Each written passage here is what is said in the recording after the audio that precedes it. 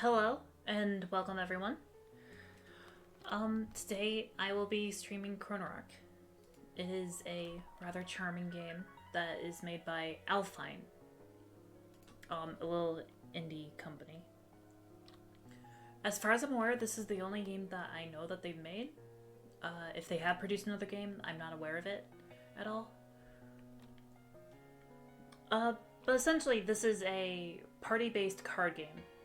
Kind of like Slay the Spire, but you have multiple characters as to just one. And you build a party as you go through. There's also a lot of time shenanigans going on with this, as well as it is just a treat to the eyes and the ears as well. I'm sure you can tell because of the wonderful music that's playing right now, which is the main theme of this game. Without further ado, I'm gonna go ahead and start.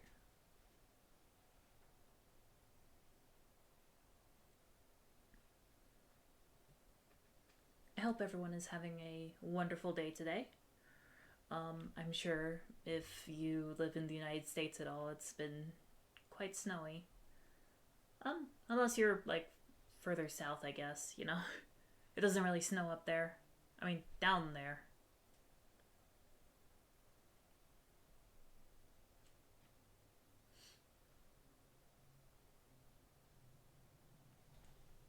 Anyway, oh, good. So, at the start of every run, we just wake up in our bed. This is Lucy, our main character. This is the character that we will be controlling, and she's not exactly involved with the combat. Think of her kind of like a Pokemon trainer, almost. She's guiding everyone else to do their best. Good morning. Are you ready? Let's leave now. Wait a minute. As I said yesterday, Lucy, Leon told the investigation team about you. Talk to them if you have any investigators you want to recruit to our party. Everyone is so enthusiastic at the news that we found the time shade. Okay. And are you sure about that? About what? That's what I said yesterday, but because you're in too much of a hurry, you probably forgot. It's better to be thoroughly prepared. It's okay. I'm ready. Let's hurry and collect the time shade fragments to activate the clock tower. Okay. You seem very determined. Let's go to the Twisted Land when you're ready. So, we have two different modes of play. There's normal mode, which is a normal, like, roguelike experience. And then there's hope mode. And the way that hope mode works is effectively, whenever we die, instead of starting the run back over from the very beginning, we will instead just start back from where we died, like at the same level. On top of that, we will get increased stats. So we're not going to be doing hope, because the hope's kind of a baby mode. Now, we're going to be able to select 2 investigators to go with us down into the Twisted Lands. Since I saw that yesterday, chat got a little bit talkative. I was thinking I could let you guys decide on who we should take. We've got 6 people here. The swords, the red swords are for DPS characters. The blue shields are for tanks, and the green crosses are for healers. We have Hein, who is a very good character for just damage in general. Has a lot of cards that do a lot of damage to one target, and then paired with his passive, where if he finishes off an enemy, he gets to deal more damage to other enemies. He can dish out a lot of damage. The only downside with Hein is that he doesn't have like a lot of utility with him. We have Joey, who is an exceptionally good healer, who also has a lot of buffs and debuffs in his kit. Particularly, he uses like a lot of poisons, and he's able to apply poisons to other characters' attacks to amplify them. So he's definitely strong. We also have Miss Chain, who is a tank, but she's kind of a weird tank. She's not a classical tank in the sense. Her form of tanking is essentially she draws aggro a lot with a lot of her abilities, and she has a lot of cards that are utility in the sense that they like shred armor or they burn. But the sense that she tanks is more that she becomes immune to Death Door, basically. So she won't die where other characters would. That is her form of tanking. She's a very flexible character. We have Azar, who is another DPS, but his DPS form is a lot different from Hind. He's not about like using one card that does a lot of damage. Instead, how he operates is he gets these buffs on his cards called Illusion Sword. And whenever those cards are played, he gets a 0-cost card that lasts for 1 round that he can just play for free, and he just does a little bit more chip damage. So the whole playstyle with him is that essentially you're attacking with multiple blows and essentially trying to combo off. He's good. He's very good. He's just a little bit harder to use. We have Purcell, who is a very classic healer type. Just very strong heals, very strong support. She has a little bit of damage stuff, but that's not really her draw. And then lastly, we have Ironheart, who is just a tank amongst tanks. You know, I mean, just look at the guy. Just massive heavy-duty plate armor. And he has the cards for it. He has a lot of cards that give barriers and shields to everyone and just help everyone not die. So those are our current options for characters at the moment. If you have any suggestions. You vote Deus Volt and Poison Boy. I'm assuming you mean Ironheart and Joey. Okay. Before I select them, there's several other characters that we can get, but in order to get them, we need to do certain achievements to unlock them. Like, this one requires that we kill the witch 4 times. This requires that we clear Bloody Park, so on and so forth. We'll unlock those as we go through more runs, and we just, get through the game more. I'm going to go ahead and go with the suggestion that I got. I'm going to go ahead and choose Joey, as well as Ironheart. Okay. I'm glad both of you are in agreement with that. Now, we're going to just go over here, and this will take us down into the Twisted Lands. Which, if you're unfamiliar, basically the Twisted Lands are what the world outside of this arc has become. They're twisted with darkness, and they're just essentially majorly corrupted. So, in this game, we start out with Lucy's necklace, some bread, and a key. The key I'm going to go ahead and use, just get one of these chests. And in it, we get an unknown potion, which it's exactly as the label says. We don't know what's in this potion. It could do anything. It could be good, it could be bad. We just don't know. And then we have the star ring, which just increases all stats around. So I'm going to go ahead and equip this to Joey. Wait. Okay. There we go. So we have him equipped with it. And I know with some roguelike games, it kind of encourages you to avoid fights. But in this one, we need to take on as many fights as we can. Because the more fights that we take on, the more experience our characters will get. And that is very, very important just to make sure that we actually get strong enough to be able to kill the bosses. Oh. This is just tutorial stuff. I'm going to skip past it. I'll explain how combat works myself. So effectively, we have these 3 points here. These are mana. And each card will cost somewhere between 0 to like 3 mana. And each card comes from a certain character. As you can see, Ironheart has this basic attack and a basic heal.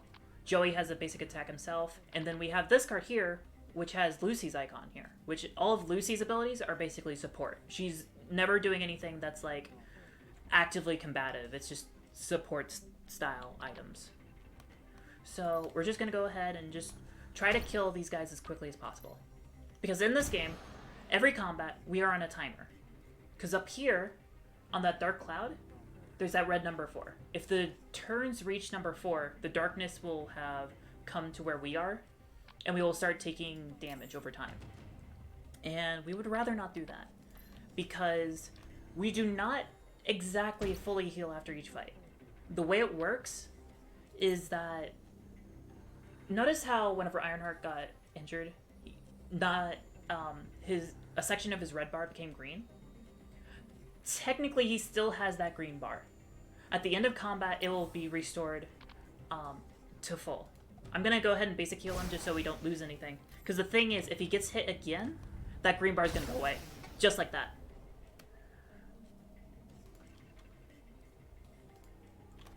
That's another thing. Enemies will have a countdown timer beside them, which will show when they actually attack. Now, each character has like an icon that is right beside them. These are fixed skills. Effectively, they start with their own fixed skills, but we can select new fixed skills, which are skills that they will always have every turn. They're really nice if you want to make sure that you get one ability each turn consistently. The only problem is it will increase the cost of its mana from whatever it was up by 1. In addition, there are some abilities that specifically won't allow you to fix them, but the ability says so itself. Okay, so in this, we got a Soul Stone.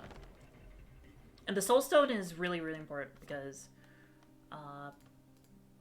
well, the tutorial kind of explained it. Effectively, we use Soul Stones to upgrade our abilities. So what we can do with them is we can either upgrade one of our characters, because that will cost 2, which we have exactly 2 right now. And by leveling them up, we'll both get their passive ability unlocked, because currently their passive ability is not active. It does not activate until level 2. And then on top of that, we'll be able to unlock unique cards for them. Vice versa, we could also do add card draw, which will give a unique skill to Lucy, as well as make it so that we draw more cards each turn. However, it is most important that we go ahead and get our characters to level 2 as soon as possible. That way they actually have their unique abilities, as well as some pretty powerful cards. As we can see here, we have several cards for Joey. There's Healing Potion, which is just an extremely good heal. Healing 18, as well as 5 healing per turn. So it's basically a big heal with a regen on it for only 1 mana. It's very strong. We have this, Chemical Substance number 12, which is a poison effect, which deals 10 damage per turn to the target, which is also kind of nice. And we have a Healing Vapor, which heals all allies for 8, and as well as granting a regen. So that is a pretty big gimmick about Joey, is that he has a lot of abilities that heal, but also provide regen on top of it. We're going to go ahead and go with Healing Potion, just because that is a very reliable heal to go ahead and get right off the bat. We have another Healing Potion and another Healing Vapor, but we also have Chemical Weapon. And how Chemical Weapon works is that we apply Toxin to one of our party members. Whenever that party member uses one of their combat cards, it applies Intoxication, which is a debuff that does damage over time. It's kind of like Joey's Chemical Substance. So this is really, really good if we're wanting to rack up damage. So I'm going to go ahead and get this just because this comp is going to have a little bit of trouble dealing damage at first. Just because we have a healer and a tank.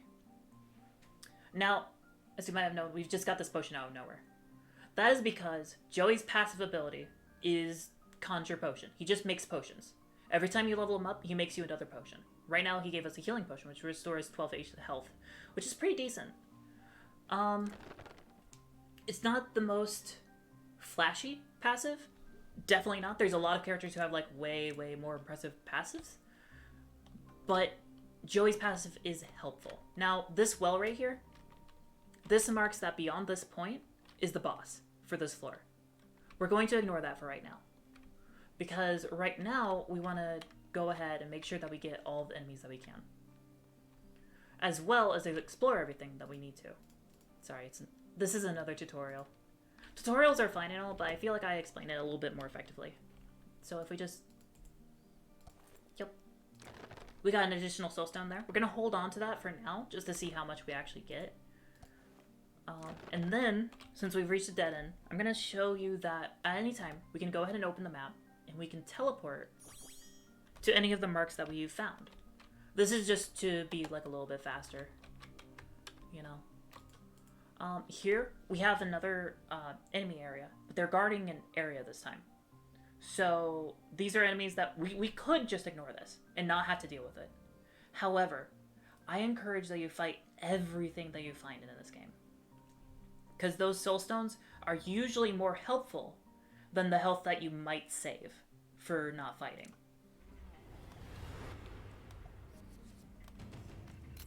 Now, an important thing to note about here, I'm going to go ahead and demonstrate Chemical Weapon.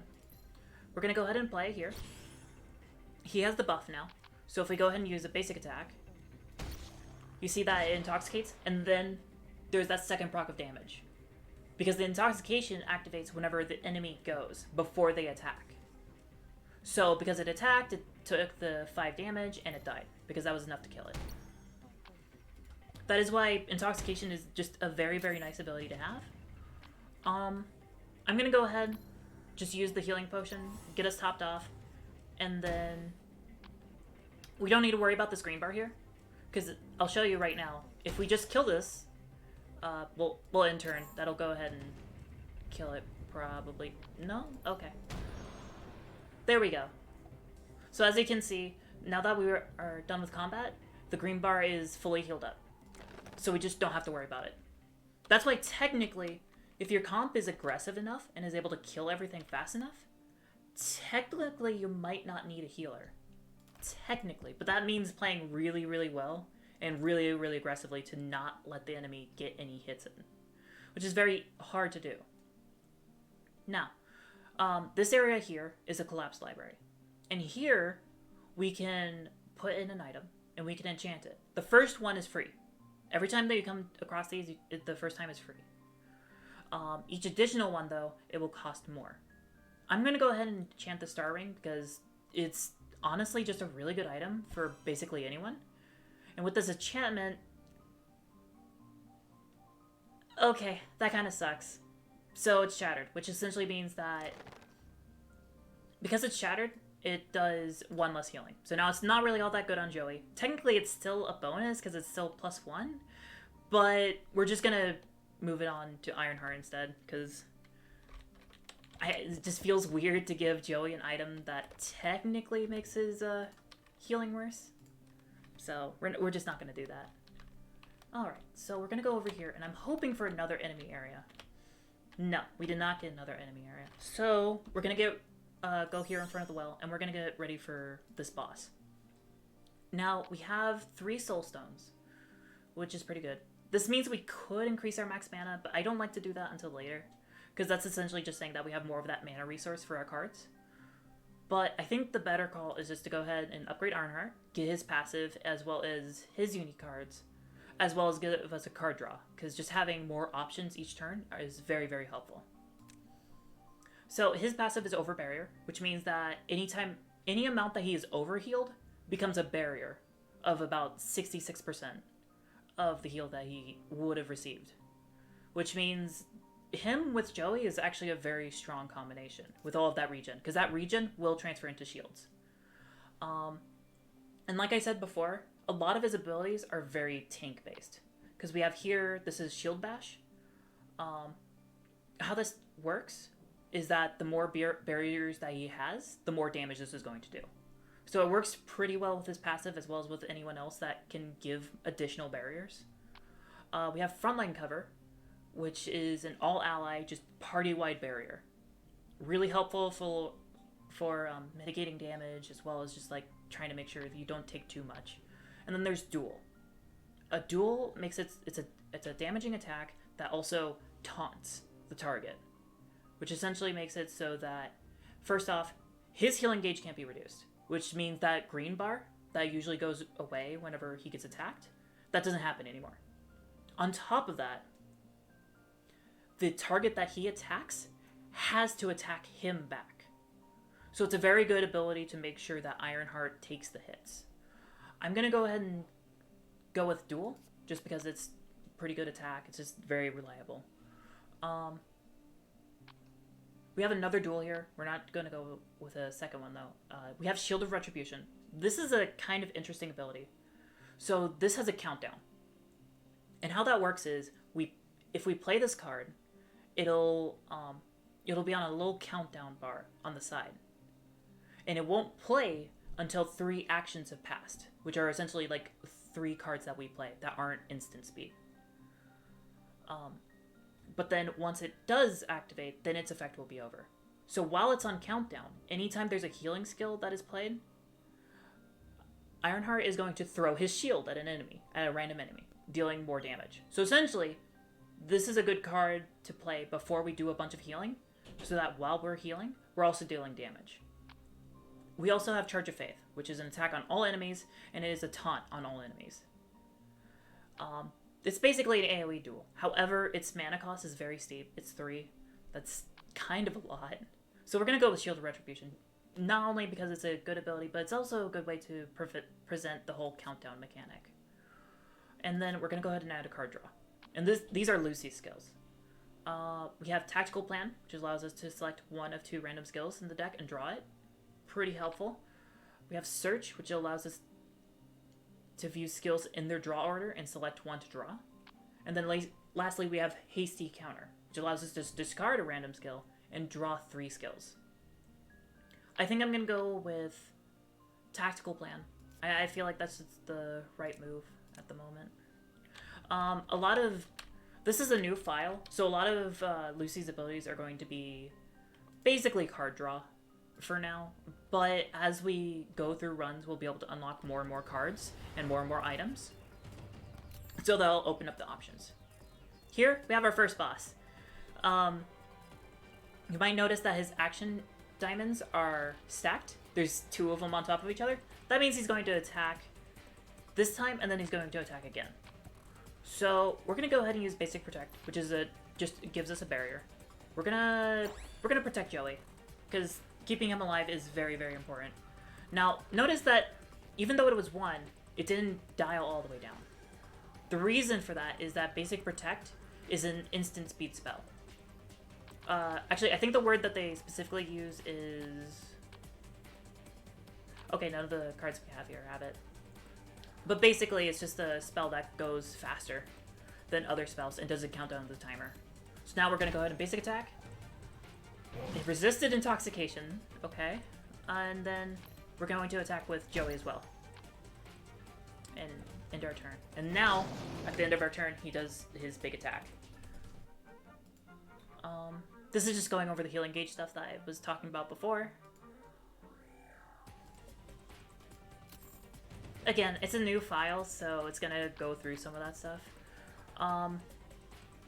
Now, a lot of Lucy's abilities are 0 mana.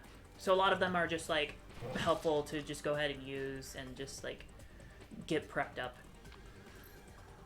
Because they're just essentially to give us more reliability, or more of an edge. So here we have Basic Heal and Accelerate. I'm gonna go with Basic Heal, because I'm thinking we should just go with... Oh, we have another one. We'll go with Duel, yeah. Now, we're gonna go ahead and just... Because we're gonna do a bit of healing here. Shield of Retribution, and then Basic Heal for Ironheart. And as you see, he just throws his shield at him. I love the animations that they do for this game, because they're pretty good. As well as the sound design is just very nice. Just hearing the shield just whir towards the enemy is just, it's satisfying. Okay, so we're gonna go ahead and duel him, just to make sure that he focuses Ironheart. As you also notice, Duel is a instant cast, so that is also very, very helpful. And then we're gonna go ahead and Basic Attack. As you can see, he only attacked Joey, even though both party members did Flash Red. And that is all because of Ironheart's taunt, which just kind of proves his helpfulness in that sense.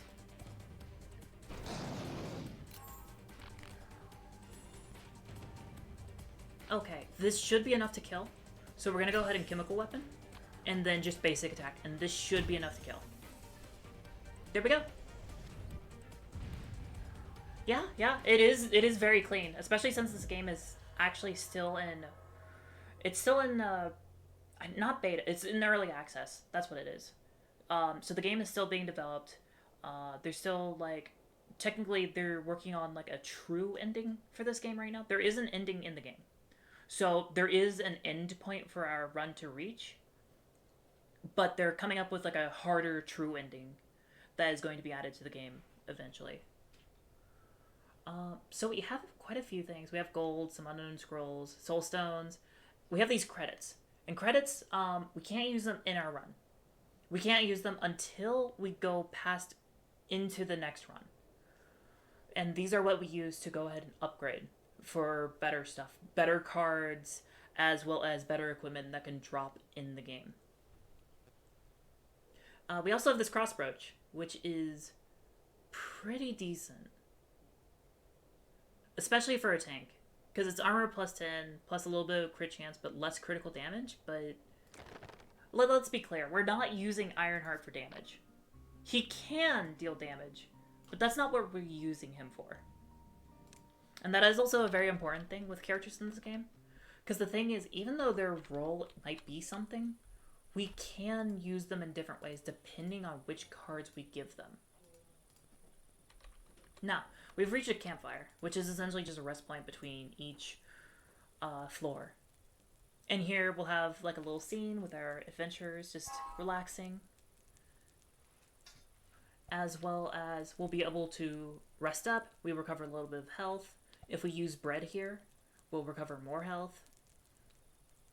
And then on top of that, at certain campfires, for example, the first one, we will be able to recruit another investigator. So we're going to go ahead and do exactly that. But this time, we do not get the full selection. Instead, we only get an option between 3 investigators. We have Azar, who is the one with the illusion swords I told you about. Miss Chain, who is the tank who's not really a tank. And then Priscilla, who is the very like classical cleric character. Because that's a very good way of thinking of her, because she has a lot of those really classic cleric abilities that you're used to in JRPGs. I'll go ahead and hear you guys out, see what you guys think we should take. If you're still torn, I'm gonna go ahead and keep talking about them a little bit. The most flexible one of here, I would say, is definitely Miss Chain. Because the thing is, you can build her in so many different ways. Because it says she's a tank.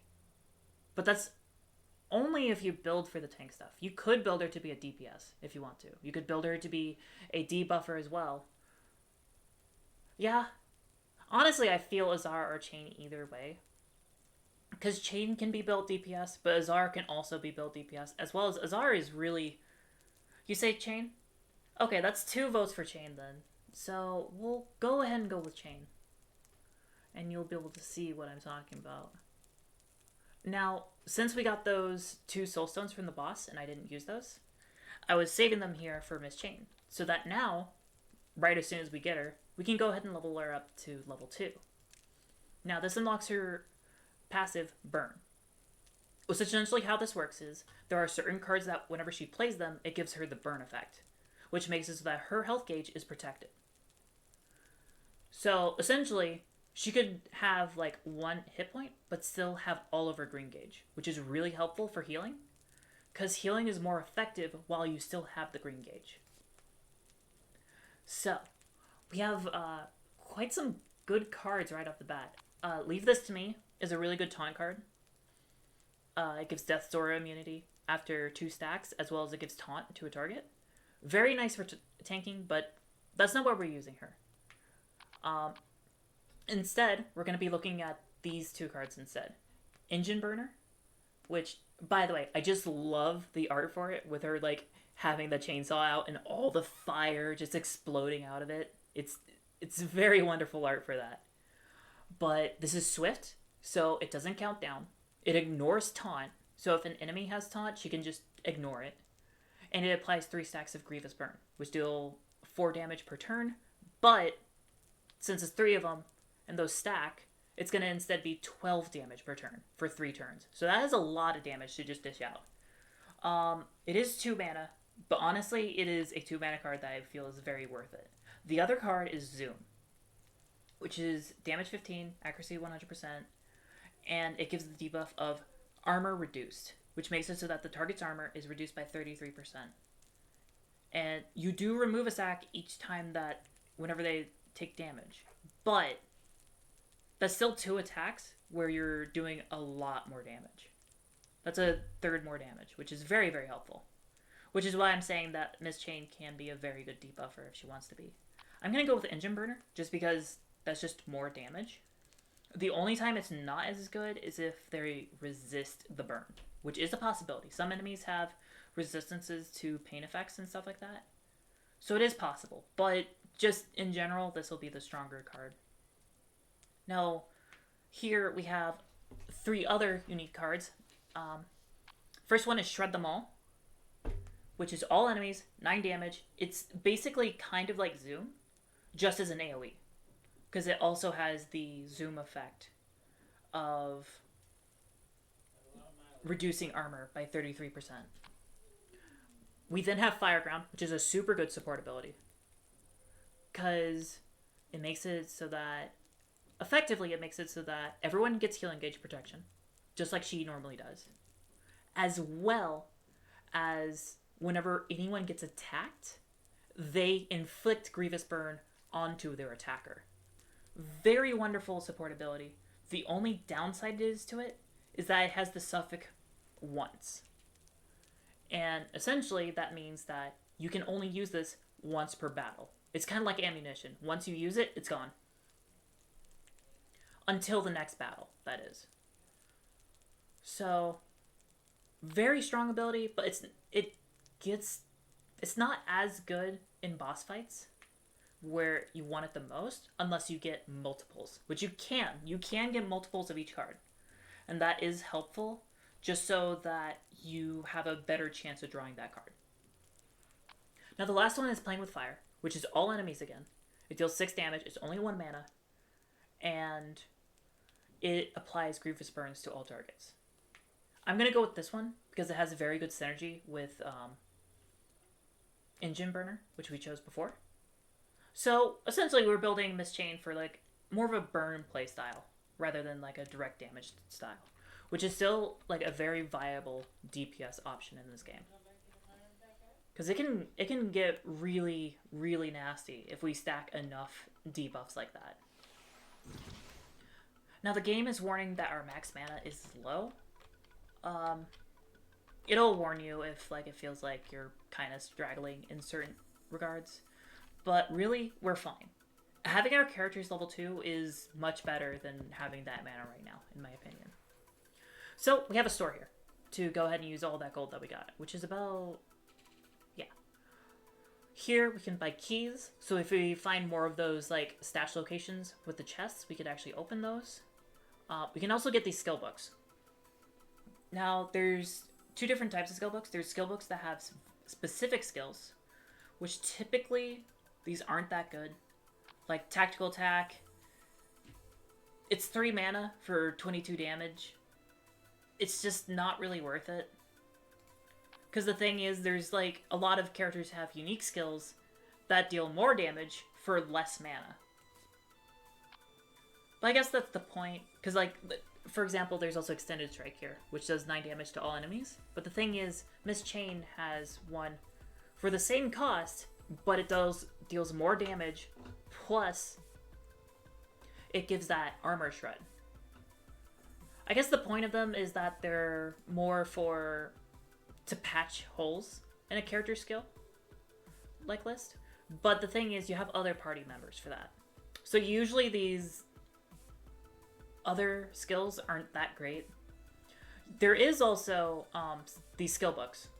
And how these work is that they give you, instead of giving you a very specific skill, which is like a ununique skill, how these skill books work is you select a character and they will be able to get one of their skills.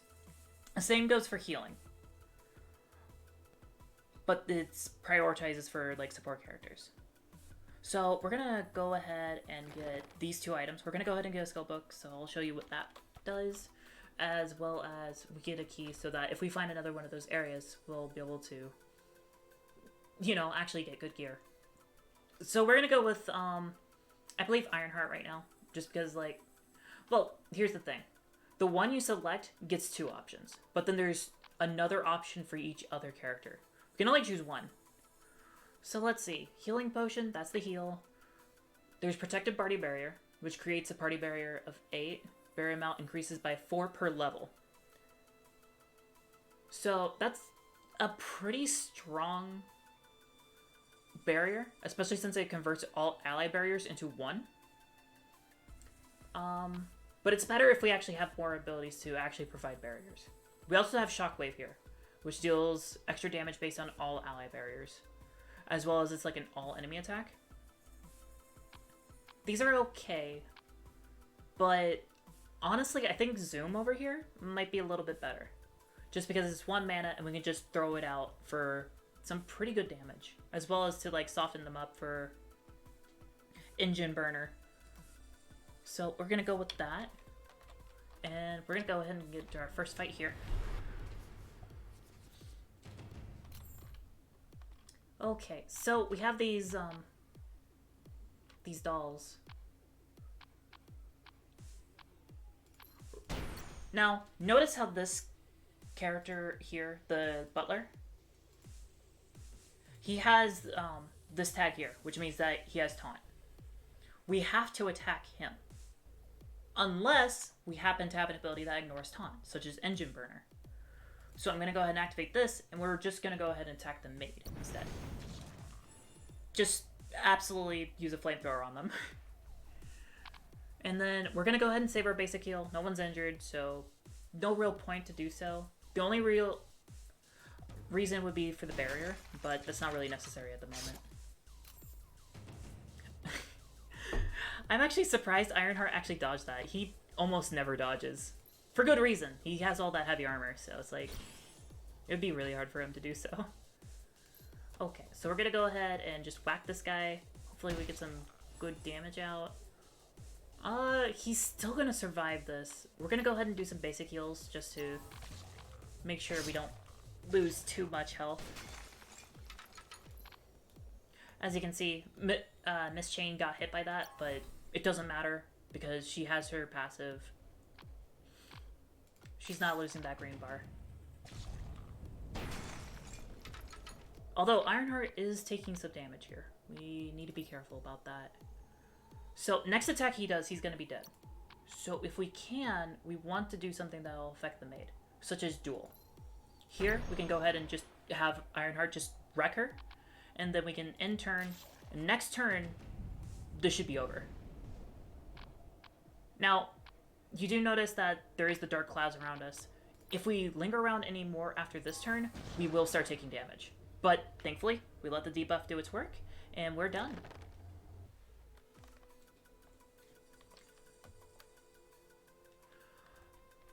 Alright. I'm gonna save the soul orbs for a bit, just because we don't really need to go and cash them in right away. It's better to get as many as you can, so then you can kind of budget what you can get before the boss.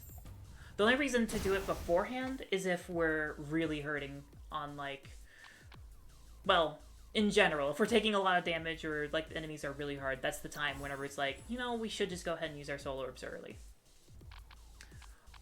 We're gonna go ahead and...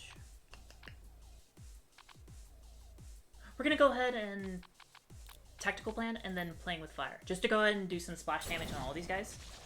Because we get intoxication on a few of them, as well as grievous burns.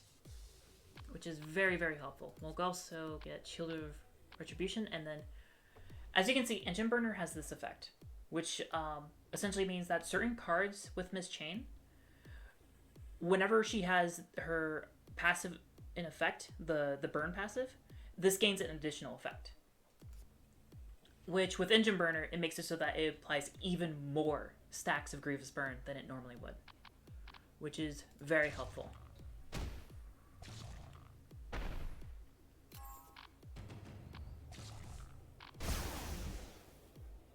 Oh. He's dishing out a lot of AoE damage, but as we can see, both of these two are effectively dead. Because the damage that they will take with these debuffs is enough to just wipe them out the next time they attack. So the only one we really need to worry about is this guy. So we're going to go ahead and use this chain, go ahead and flamethrower him, and that should honestly be it. So if we go ahead and intern and just let everything play out, they explode all on their own. So as you can see, debuffs can be very, very helpful and just really strong if you build for it. But that's just it. It's about recognizing who is in your party and what you can do with them. So we got a healing potion and Hands of Prayer. Now, although it has a question mark, just like a lot of the scrolls we've been getting. This effectively means that it has an additional effect that we are not aware of. And we won't know until we identify it or we take the gamble and equip it. Which can be a bad thing, because there can be cursed items that we will equip and then we can't take them off. And usually they have a really bad effect. But I'm willing to take the gamble. We'll see what this has. This will decrease his attack, but we're not using Joey for attack. We're using Joey to apply chemical weapon as well as heal. So we're going to go ahead and equip him with this, and we'll see what this is. So it's precise. Critical chance +1, accuracy +4. Not really helpful, but it's not bad. So that's that's what we should be thankful for. It's not harming Joey. So we're going to go on over here, follow this path. I'm going to loot this wagon. We get some bread. I don't know about you, though. I wouldn't trust bread from a wagon like that, though. So here's the boss. Now, the thing is, I actually already know what boss we're going to be fighting right now. The reason for that is, the first time you reach each floor, there will be a specific boss that you must fight. And the reason is that these bosses are essentially... These bosses that you fight will usually be the hardest boss that that floor can provide. Any further bosses that you unlock after you beat this boss are usually either side grades, or they're honestly not as hard. But essentially they're that difficult so that they essentially serve as a barrier to stop you from going and kind of force you to learn and get better before you go to the next areas. Now, we're going to go ahead and use... There's a lot of healing in here, and we don't need this much healing. So what we can do is there's this icon right here where we can activate it, and we can go ahead and redraw a card.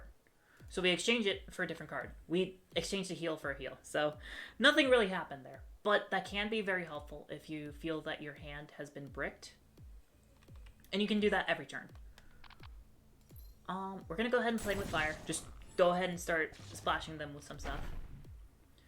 And we're going to Healing Potion Joey so that we make sure he doesn't die, because that was a lot of green bar, and it would really suck if we lost all that.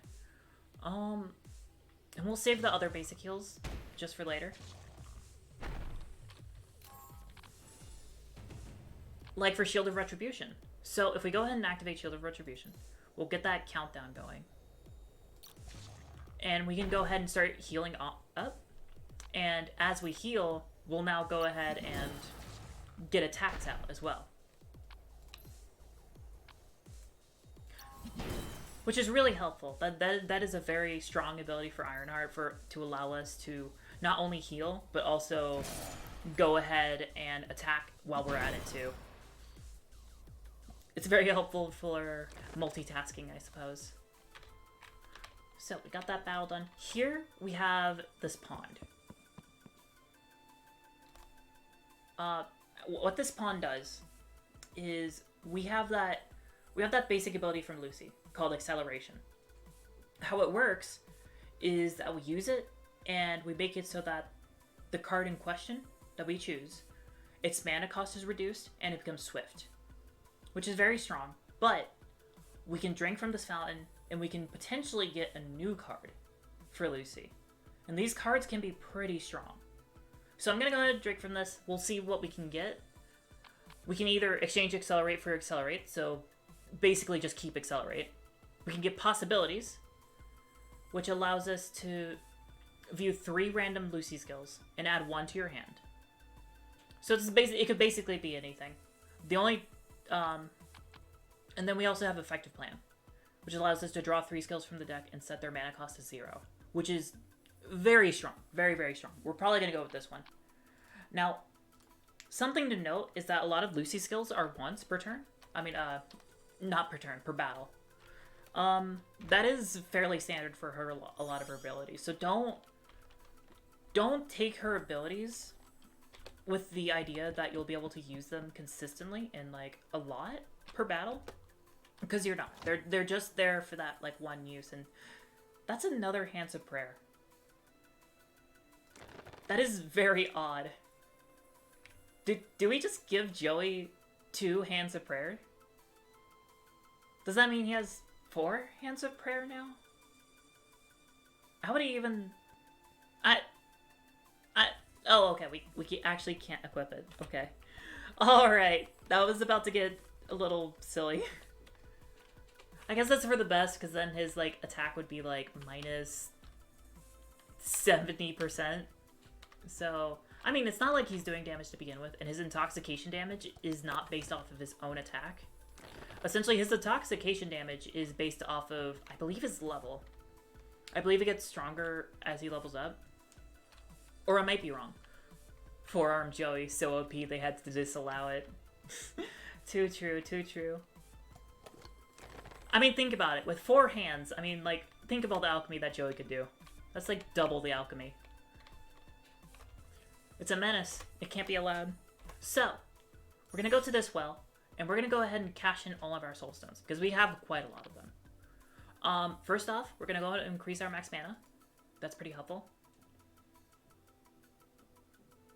You know, that's a pretty good use for 4 hands. Just holding a taco in each one. Pretty good. So, we increased our max mana so that we can do more in each turn. We're going to go ahead and get additional card draw. So with this, we have another Lucy ability we can get. We can get Draw, which is just draw 2 skills. Very easy, very, very, very simple. We can get Burning Draw,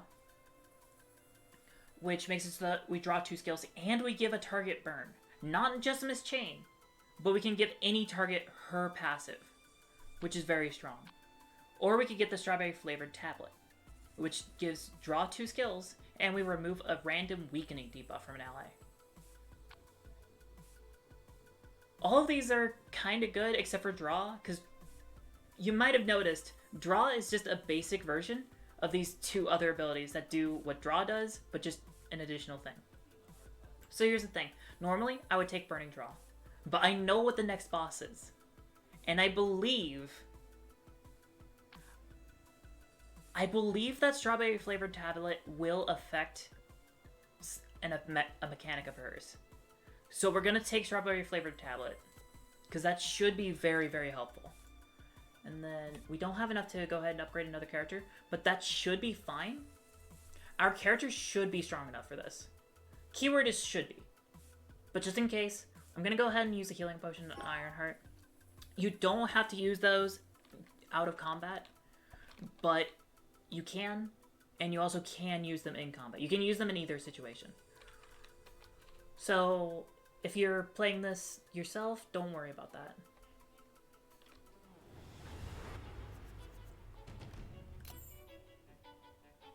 So this is the Witch. This is I would consider the main boss of the forest region. You will always fight her on your first playthrough, and you will continue to fight her until you beat her. If we are to wipe here, whenever we come back, it will be the Witch again.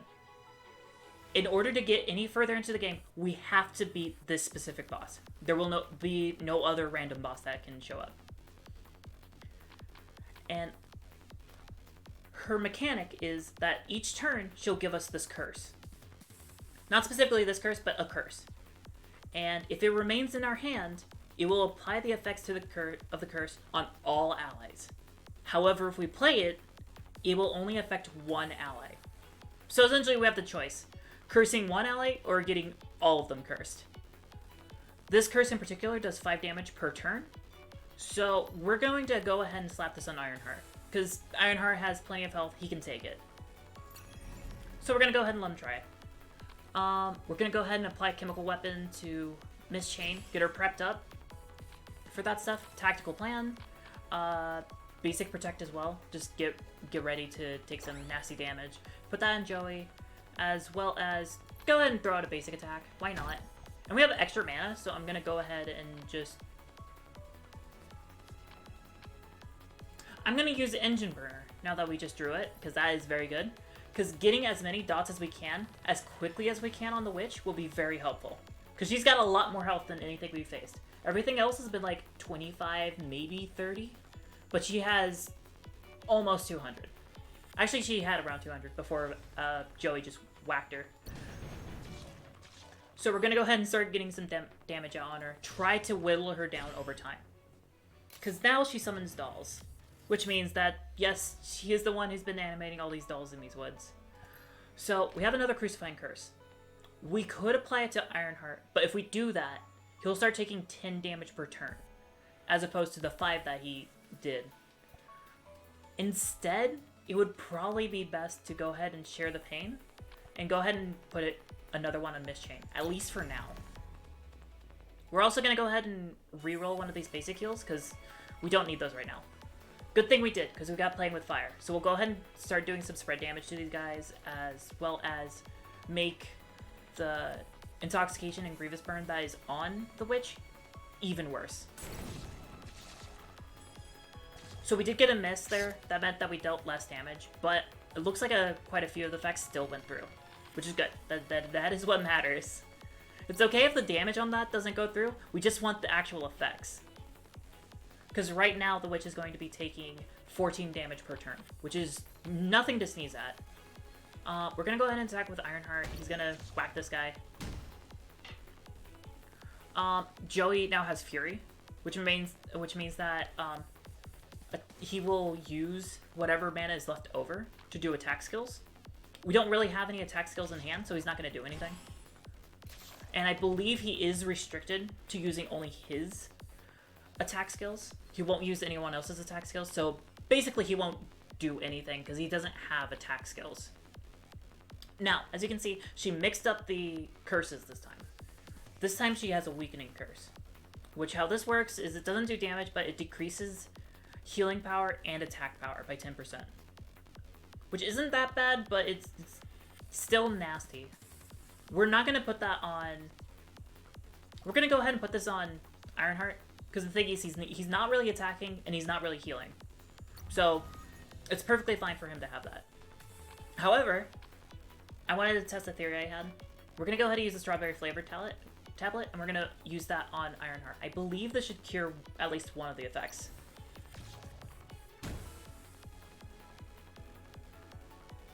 Ah, okay. Normally it would, but the reason it didn't is because it has the suffix, it says that it cannot be disabled, which means that once they have that curse, it cannot be stopped.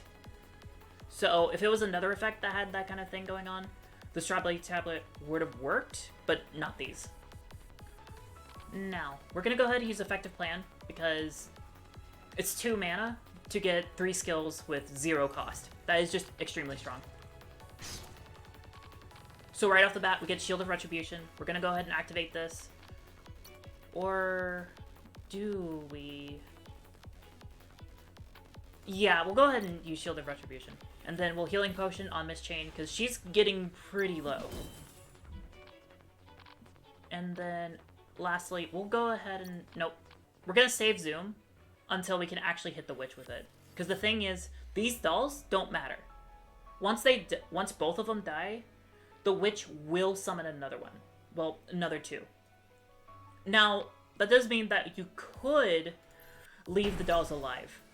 But, if you leave only... she will start buffing the dolls over time. And that does get pretty nasty, because she's buffed the maid once, and already she's doing 40% more damage. But she also receives more damage. So, it is an interesting effect. And then, there we go. Yeah, and now the doll has 2 stacks of Berserk, which means she's doing 80% more damage right now. So that maid is becoming very, very dangerous. We have another Crucifying Curse. And I feel like the best person to put that on is Ironheart still. I know he's going to be taking 10 damage per turn. That kind of sucks for him, but he's a big boy. He needs to take it. And then we're probably going to ignore the maid. I know that seems like kind of a risky move, considering she can do so much damage, but killing the Witch is just more important right now. So we're going to go ahead and Zoom, get that out, And then we're gonna duel for more damage. It's not a lot of damage, but it's something. It's something. We're chipping her down. And we're gonna go ahead and turn. Yeah, that is nasty. Because I believe that means... Yeah, Ironheart is on Death's Door. Which means he's not dead yet. But if he takes one more hit and he doesn't pass his Death's Door resistance, he will die. He will 100% die. You know, if he fails this thing. So, and we don't actually have healing for him. So, let's hope we get something. Okay, we got a basic heal, which is healing 6. Is that actually going to do much for him? Oh, before we heal, Shield of Retribution. Go ahead and send that out, because we need to go ahead and start doing stuff with that. And then we'll basic heal. And then we also have the fixed heal from Joey as well to use, which is a good thing, because Ironheart is at -1 health. This is getting really bad for him. But he's back up to 12, which means that he will be able to handle one more curse. The problem is, we have another curse to distribute. We don't want to put on Miss Chain, because if Miss Chain dies, we lose all our damage. Because that's the thing, if a character dies, not only do we not have them, but we don't have their abilities. They can't use their attacks if they're dead. So if we lose our damage dealer, we lose our damage. If we lose our healer, we lose our healing. I'm going to place this on Joey, just because it's just better if he has it, because I don't want Miss Chain to die, and Ironheart is already at his limit. Just absolutely. And we're going to go ahead and use the rest of our points. Go ahead and put a chemical weapon.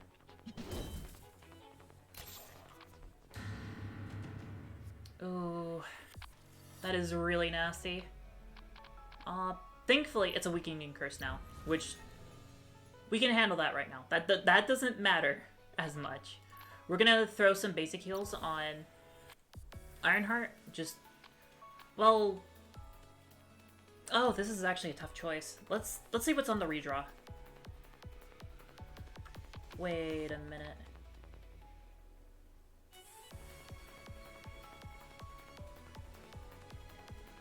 Okay, in this case, what I'm going to do is, I'm going to place a gamble on trying to kill her outright.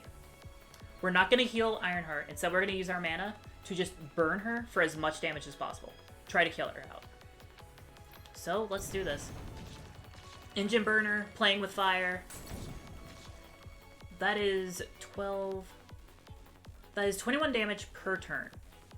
Which means she's still going to be alive for about 2 more turns. But we do have this healing potion. Which I know that is so easy to forget about it. I always forget about potions.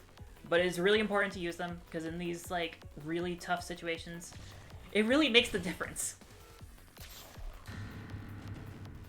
Oh my.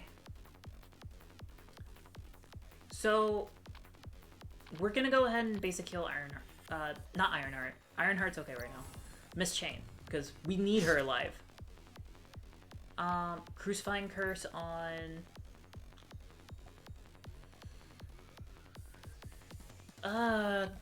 This is actually getting really difficult, because I'm not sure who to slap this on right now.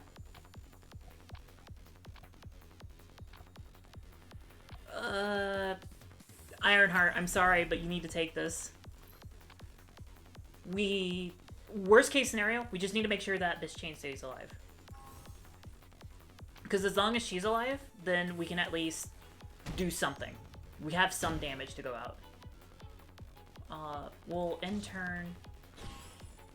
Next turn, the witch will die. That is for certain. We might not even need to place a curse on anyone. Oh, Miss Chain, you are amazing. She just... That was a pretty clutch dodge, honestly. We're gonna use a healing potion. We're gonna use this on...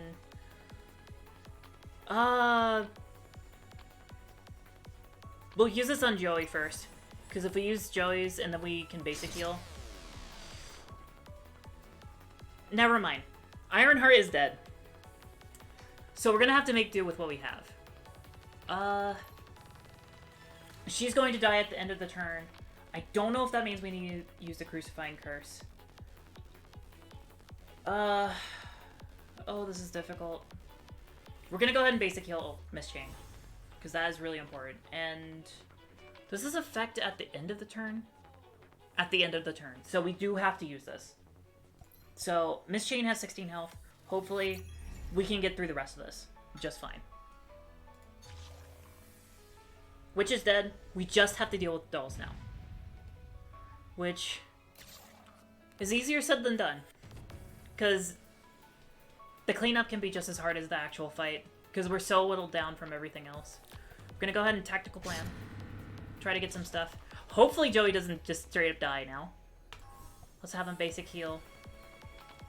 Healing potion, that'll be helpful, as well as zoom. Ooh. We're gonna go ahead and playing with fire. And then...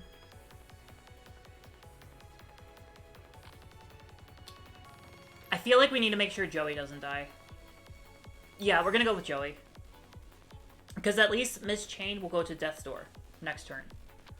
So she won't die outright. Joey would have had the chance to. This is Swift, right? Yeah, it is. Okay. So we're gonna go ahead and apply this to Miss Chain's weapon. We're gonna basic heal her. And then we're gonna zoom. We're gonna do as much damage as we can here. That should kill. There we go. So now we only have the maid to deal with. We're gonna go ahead and... Well, basic and protect Joey, but honestly, with the dots that are on him, because he's at the 15 damage per turn, he's probably gonna go to Death's Door right now, which this is gonna be... Okay, that barrier was very clutch, because I think if that didn't happen, he would have died there. Oh my god, we've reached level in turns. So now it's do or die. We have to end this now, or honestly, the darkness is just gonna kill us at this rate. So just full damage. Boom. Maid's down. And we unlock a new boss, the Golem. That is a very clutch first witch run. Now, every time that you kill the witch, you will receive the Witch's Curse Relic, which is pretty cool. Essentially, those skills that we were placing on ourselves, now we get to place those on the enemy. So, very, very helpful. That is I believe it is a 100% drop from her, because every time that I've fought her and beaten her, she always does drop that. Ding dong, the witch is dead. Wicked witch. Yep. So, we also got the soul stones, the skill book, and some credits. Pretty good. Now, one problem is, Ironheart is dead. However, we started our adventure with 3 items. A potion, bread, as well as Lucy's necklace. Lucy's necklace has the ability of reviving a fainted ally once. But only once, right now. We can upgrade it later, but right now, it's only the one time. We're gonna go ahead and use that. Get Ironheart back up, because it's very important that we have him. And we're gonna go ahead and collect the first part of the Time Shade. With this, we'll be able to move on to the next stage. As well as go to our next campfire. Here we have these praying stones, which will recharge active items. This will be Lucy's necklace. So, and then we go over here, go to this campfire. We get this nice little cozy scene after almost dying horribly. It's not intelligent to attempt to solve everything with strength. Having strength is the best weapon.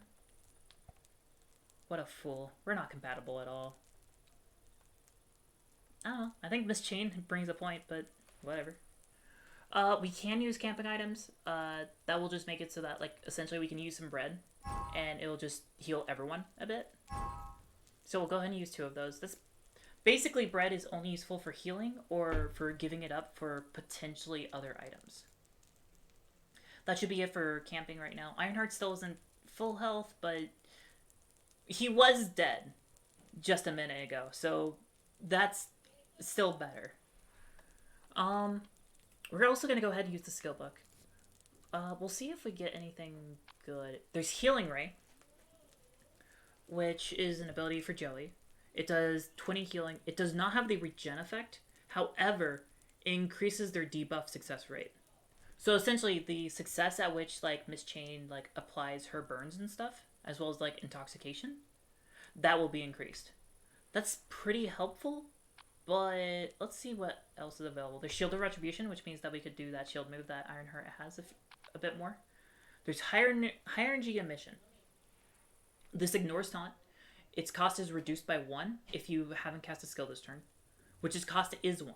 So that means if you cast it at the first part, it's just a free spell. And then whenever it's cast, all allies receive 20% more healing during this turn. So that is actually a really strong ability. And since we did just have problems with healing, we'll go with higher energy emission. Because the other option is another engine burner, which admittedly would be cool, but we did kind of show that we need a bit more survivability right now. So, with that, we now have this. We have these 3 items here. First off, we have this box. At this box, we can leave a donation. We can drop off any gold that we have. This is actually a way to unlock a character. If we reach the fundraiser goal of 7,000, we will unlock a new character, which she is interesting. So we're gonna go ahead and start fundraising some gold for that. We shouldn't need much of our gold for much of anything. It would just give us like a minor bonus stuff. We also have this book, which how the book works is it will save our game and then immediately exit out. So it's a way if like you're in the middle of a run and you just have to put a stop to things for now, you can activate the book and just get out. And then lastly, we have the Relic Stand. And the Relic Stand is where we'll place our item, the Witch's Curse. So we'll go ahead and start getting the bonuses for it. So essentially, this is just a way of restricting how many relics you have, because relics are very, very strong items. So it would be very broken if you could just have every relic that you acquire. Ooh. I just tied my tongue up there. If you had every relic that you obtain in a game. So we're going to go ahead and keep going. And we should be reaching Area 2 now. Welcome to Bloody Park. The most demented amusement park I've seen since Nier Automata.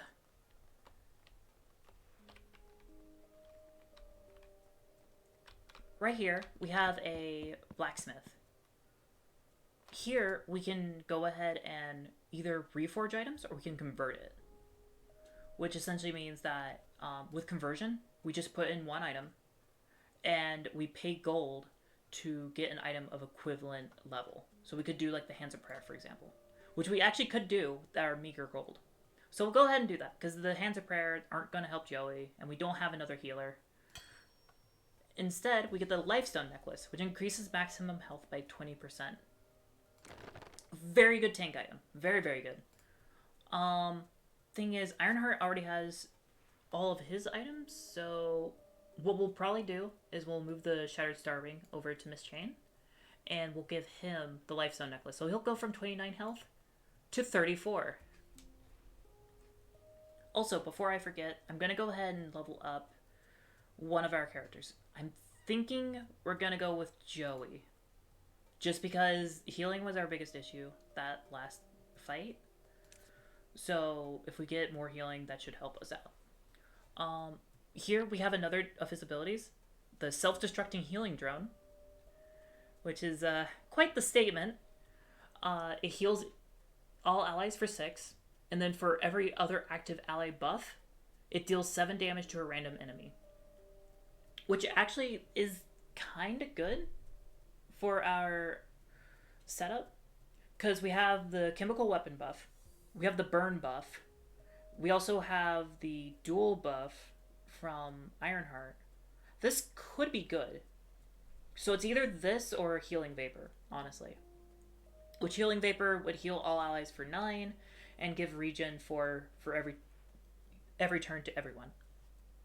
I believe that Healing Vapor is just the stronger healing option.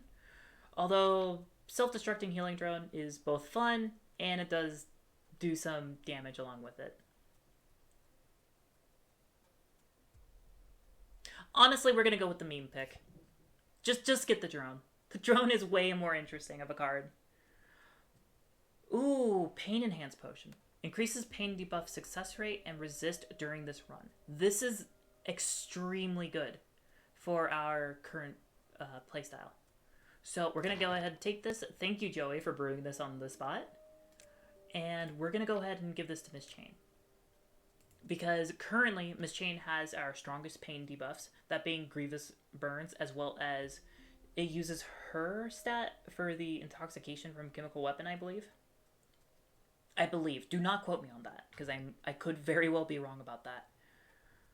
But it also makes it so that she doesn't take pain debuffs as much. So, definitely a very good thing to give her.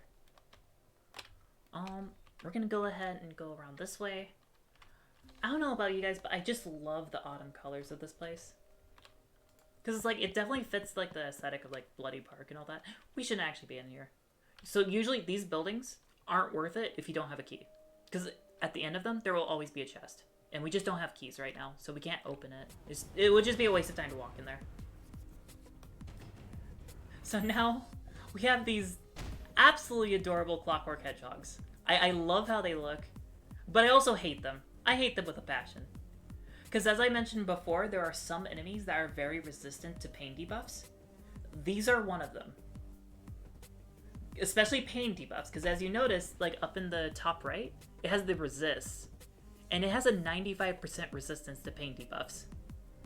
So our playing with fire and engine burner aren't going to work all that well.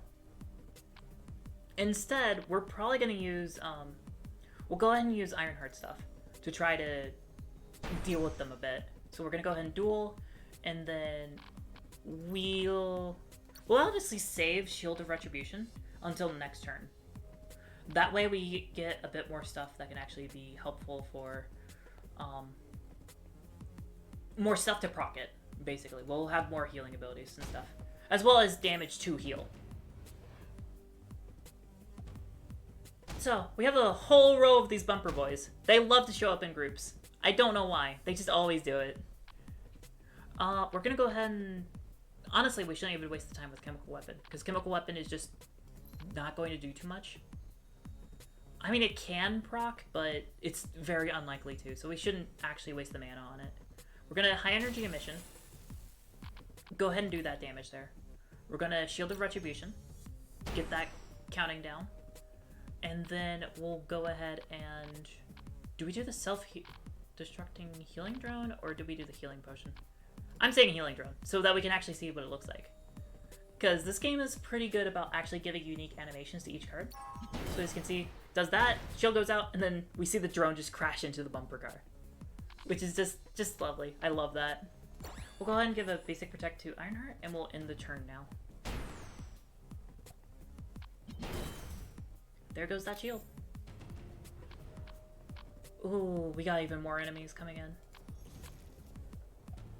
This can get pretty nasty, especially since we're not getting a lot of damaging spells. We've got Engine Burner, which is usually a really good spell, but not so much against these guys, unfortunately. As well as Crucifying Curse isn't exactly great, because again... Well, actually, the success chance of this one is 300%. So this should bypass their resistance, because their resistance is only 95%. So let's see. Okay, yeah, it's got it. So it'll take 7 damage per turn, and that should kill it just outright in one turn. So that's good. That is very, very good. We'll go ahead and Engine Burner, because Engine Burner, while the big part of it is the pain debuff, it does have some good damage on it. Although they also have really good armor, so that's just a thing. And then we'll go ahead and zoom. So we killed that one outright. The other one should die to the curse. There we go.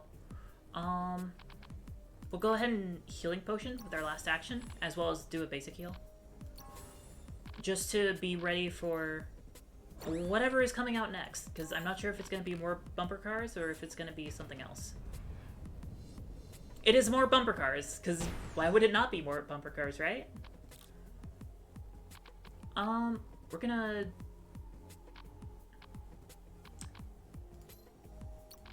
We'll go ahead and just do a basic attack for now, just to go ahead and get that out there. And then Shield of Retribution. Okay, we'll do this. And then Strawberry Flavored Tablet. That'll be good. Did we go ahead and just burn the stuff, or... Let's just do Strawberry Flavor Tablet, and then, we'll save the rest for next turn. Because we should have a bunch of healing. Yeah, we should have a lot we can do here. We are in the darkness, but I feel like we can win this in this one turn. Because we do that, get him down to 1. Let Miss Chain take some damage. Thanks for that. We'll go ahead and start doing some basic heals. I didn't do Shield of Retribution first. That is my bad. I did not. I completely brain farted. That is one less heal we're going to be able to dish out. That is a shame. And then we'll self-destructing healing drone. This will heal everyone. Gets a shield out. Launches a bunch of drones. And then we should have that one last shield coming out. The darkness will not instant kill us. It does damage over time. So it does 4 right now. It's going to do 8 next turn. And then it'll do 12 the turn after that. We'll go ahead and healing potion. Do we actually have enough to beat this in this turn? Not quite. Not quite. Essentially, we're going to be here for one more turn, which will kind of hurt, but we should be okay. Hopefully. Yeah, because we're going to have to do that, and we're going to have to kill that one this turn. Yeah. And then we'll zoom him. Okay, we got through that. Bit of a rough normal encounter. This is definitely the part where the normal encounters definitely start picking up in difficulty. And since we're having such a hard time, we're going to go ahead and give ourselves an upgrade to something. It might be best to get a little bit more damage options. So I'm going to go ahead and upgrade Miss Chain, hoping that we can get like an additional zoom or something that won't go off of fire damage. We've got Engine Reload, which is really good for her as a tank. Engine Reload gives her 20% additional max health. It increases her aggro, so enemies are more likely to hit her. Although we're not using her for that, so we're not going to touch that. Instead, we're going to go with Shred Them All, because Shred Them All would have been very helpful to have for that fight. Now, we're not going to go in here. We're going to go over here. There's another enemy fight there, as well as a Skull Pile here, which gives us an additional Soul Stone. Can we actually do anything with this right now? We can. We'll go ahead and level up Ironheart. That can be very helpful. So we have Charge of Faith, Shockwave, or Shield Bash. We haven't been doing a lot of barrier stuff. But let's go ahead and go with Shield Bash. Just because that's a pretty good, like, single target damage dealing attack, even if we don't have a lot of shields up. And now we have the Clown Posse. So this guy here, what he does is he'll summon more of these balloons, which have different effects whenever they die, as well as he'll make them stronger over time, as well as give them taunt and stuff like that. Essentially, he's going to try to make us pop them. He's going to get his wish, because currently that has to attack him, but we can also Engine Burner, which might just be better. Whew, Joey. Okay, good, good. We are going to duel the... Let's duel the Jester. Just so... This guy doesn't usually do a lot of, like, actual attacks. He's more of, like, a support piece. This one, on the other hand, will just be our face-in. We need to make sure she doesn't do that. So, let's go ahead and apply that. And I'll go ahead and apply Engine Burner to this clown as well, just so we can start chipping him down.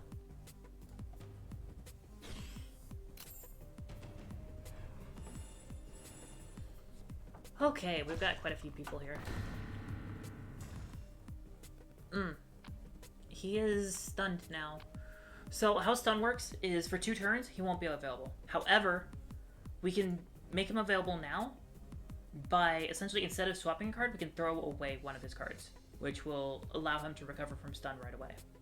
So we're going to go ahead and do that, just so he's available. We are going to effective plan. Hope that... Yeah, he's got a healing potion, so we're good with that. And we also got a 0-cost Shred Them All, which is going to be very, very good. So, essentially, we're gonna...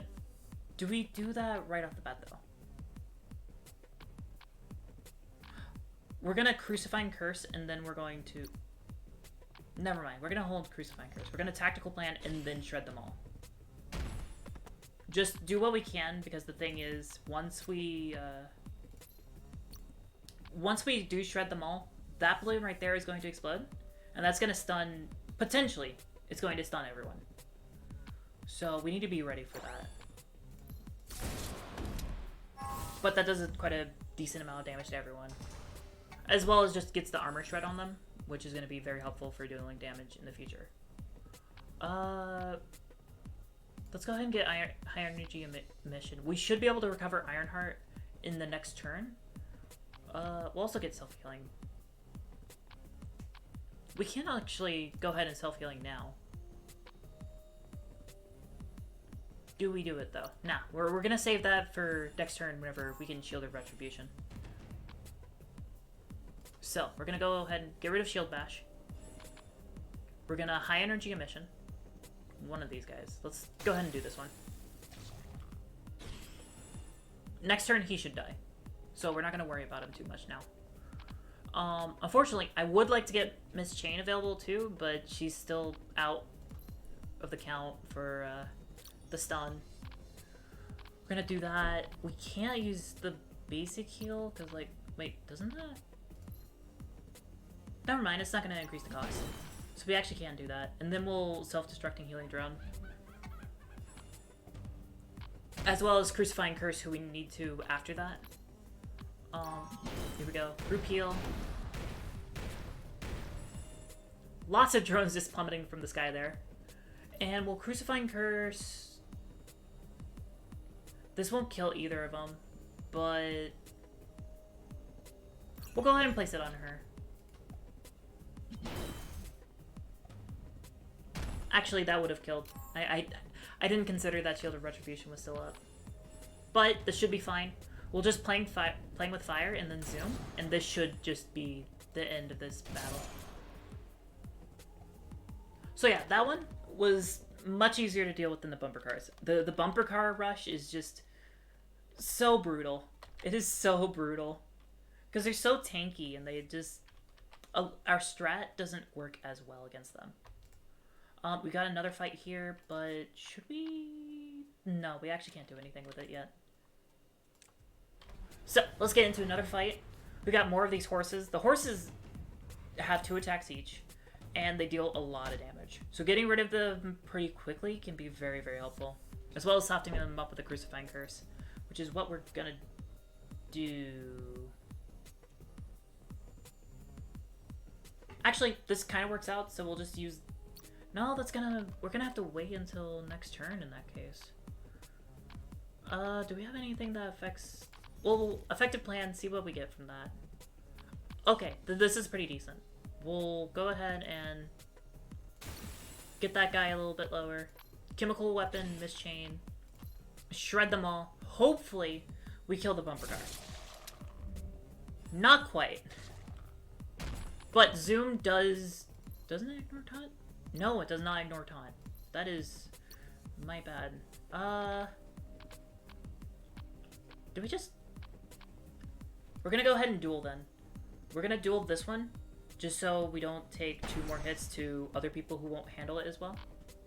And we'll end turn.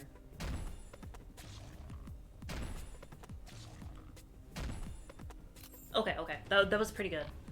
We got another horse as well as this man here, who, he's kind of nasty. He has a debuff that makes it so that if we play cards with that character that has the debuff, they will take damage. So we'd rather not have to deal with that. The taunt on that one character, though, is really messing me up, though. Because there's a lot of abilities I would like to use, but that taunt is going to draw, and it's just going to waste it. Thankfully, Engine Burner is not under taunt. Do we use it on this guy, or do we use it... We're going to go ahead and use it on this one. So this one's just straight up dead. We don't need to worry about him. We're gonna go ahead and basic heal. And then we're going to make use of... Actually, we'll go ahead and just basic heal again. Yeah, let's just basic heal again. That lets him die off, and now we can actually use Crucifying Curse for other things. We'll go ahead and use it on this guy, just so that he doesn't get those 2 attacks on us. That would be very helpful. And we're gonna go ahead and let them die him off. Now, we've got quite a few tools to play around with, but I want to get just a little bit more. This is gonna hurt Miss Chain quite a bit, because we're gonna use quite a few of her abilities, but we're gonna hopefully try to kill this guy. But just to make sure, he's gonna get 1 attack in, which is a little rough, but oh well. In that case, let's just do that. That's already half his health gone right there. Playing with fire should hopefully take out a good portion of it after that. She's got 2 of this stack though. That means 8 damage per ability. Thankfully, we've got the healing potion for her, so that's not going to be too bad. So yeah, we'll go ahead and use that. And we're not going to basic protect, because that's not going to be too helpful, because it's just going to play off of Miss Chain.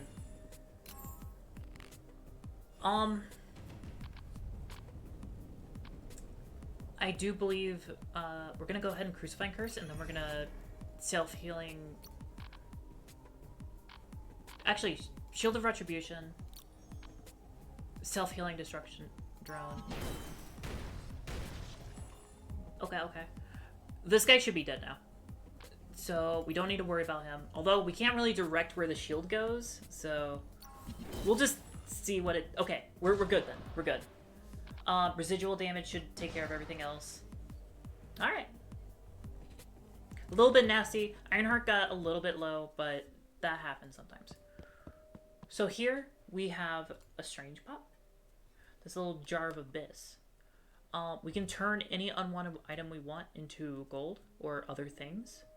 We're going to go ahead and put a bunch of unknown scrolls in here, because I don't want to spend the gold on identifying all of them. So we're going to just hope that we get some pretty nice things here. Like healing. We can do this potion. That gives us an identification scroll. We can actually use these to go ahead and identify some scrolls. So we'll go ahead and use this one.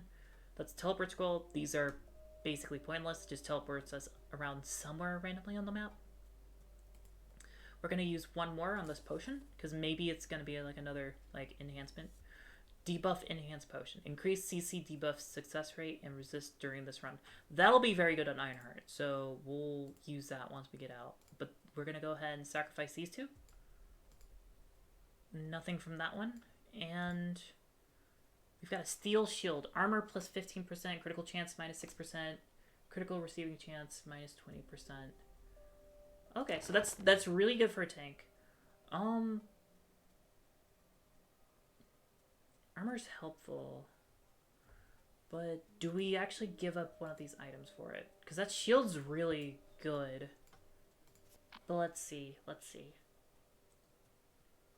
Armor plus 10%, critical chance, weakening resist. The weakening resist is really good for that. So I'm thinking we give the necklace to Miss Chain, and then we give the shield to Ironheart. Debuff resist power. Okay. Wait. Yeah, that just makes it so that he doesn't take debuffs as much. Okay. Now, do we go with card draw, or do we go ahead and upgrade somebody?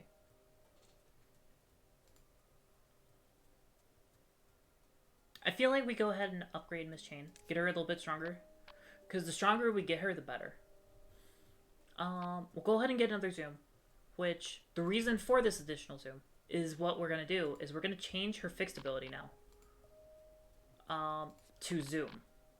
So it'll be 2 costs. When essentially every turn we'll have a zoom that we can just go ahead and whip out. And hopefully we can get rid of this basic attack. You might have noticed that a lot of the basic cards that we had at the very beginning are not around anymore. That's because as we get unique cards, they replace the basic cards. That'll keep happening until there's no more basic cards, and then it'll just the unique cards will start building up. Usually having a smaller hand can be helpful, just because the cards cycle through a bit faster, but that might not be the case if a lot of those cards are once per use. Because if that's the case, then it's just well, You just don't have a lot of things to use at that point. We're going to go ahead and get a key and a skill book here. That should be helpful. Skill book, we'll go ahead and use it, see what we get. Paralyzing Dart, that's a stun ability from Joey. It's kind of funny, but Protective Party Barrier, Shield of Retribution. I think we go with Protective Party Barrier. It would be very helpful to actually get more barriers going. So let's go ahead and do that. We'll go in here. We've got a key. Let's just go ahead and get that stuff. That is maximum health plus 20, pain resist minus 20%, CC accuracy plus 15%. That's not the best. Not the best. I'm not sure if we even equip that. Yeah, we're not going to equip that, because that's minus evade and minus pain resistance, which is kind of messed up. Almost as messed up as the bloody refrigerator that was hanging there. Pain enhanced potion. Yes, please. Let's throw that on Miss Chain. She is going to be a monster.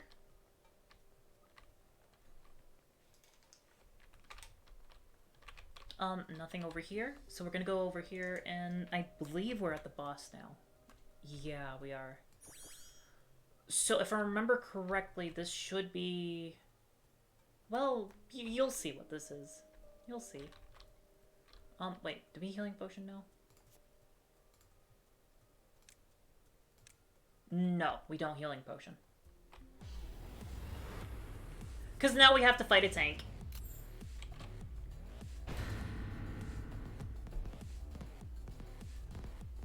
So yeah, that's a pretty cheap shot. This boss always opens with Kaboom. And if it hits, it'll reduce most characters to at death's door or close to it. You'll notice that Joey did not because, well, he avoided it. So, good on Joey. We're going to go ahead and healing potion just to make things a little bit easier on recovering Ironheart. And then we're going to go ahead and Shield of Retribution. Do some basic heals, a strawberry flavored tablet, stuff like that, just to get the heal train going. Because the faster we heal up, the better. Because we don't want to waste, like, the screen bar. Because the screen bar is very important to us, and practically any damage will get rid of it. Which is not good for us. Okay, so Miss Chain receives less healing, and we got this little drummer boy now, which he'll do some stuff. We're gonna go ahead and high energy emission, just send that laser out, and then shred them all, and then zoom. No, we can't zoom. So we'll just go ahead and shred them all. Get some armor reduction down, as well as we'll go ahead and do Protective Party Barrier. So now we have a 12 hit point barrier that will protect everyone in the party. Now we have this turn. We can go ahead and open with Shield Bash. Might as well, considering we have this barrier. Might as well use it. It's 27 damage right there. We'll go ahead and Crucifying Curse. How long does this last? 10 turns. I mean, no, 5 turns. My bad. It can stack up to 10. So in that case, we'll go ahead and place this on the tank. And then this boy's gonna start doing something. I don't remember what, but I don't want to deal with it. So let's just put an end to that right away.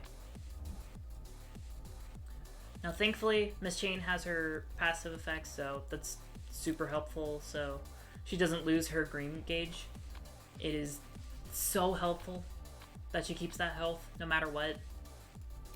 Well, it's not no matter what. You have to actually actively use her abilities, but you understand what I mean.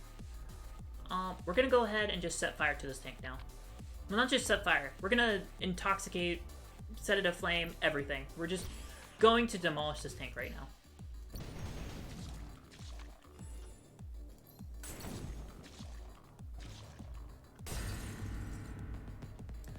So it fired off again.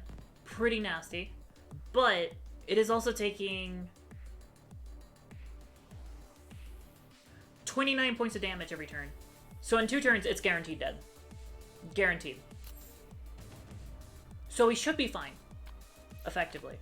We'll go ahead and start healing up. Make sure that he's, go ahead and effective plan. Get some additional healing stuff out. We've got, Self-Destructive that we can do, as well as a duel. So we're gonna go with Self-Destruct, do a basic heal, and then, go ahead and duel. Just to make sure it doesn't, go after anyone else. Well, actually, we could also just attack it. So, we'll do that. Next turn, tank's gonna kill itself off of our debuffs. And that should be this boss over.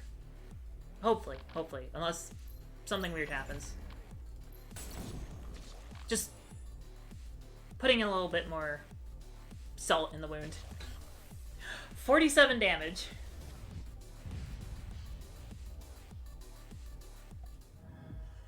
And we unlock the new boss, Joker. From the hit game Persona, of course. Token of Commitment. That's healing plus 15%, evade plus 5, CC resist.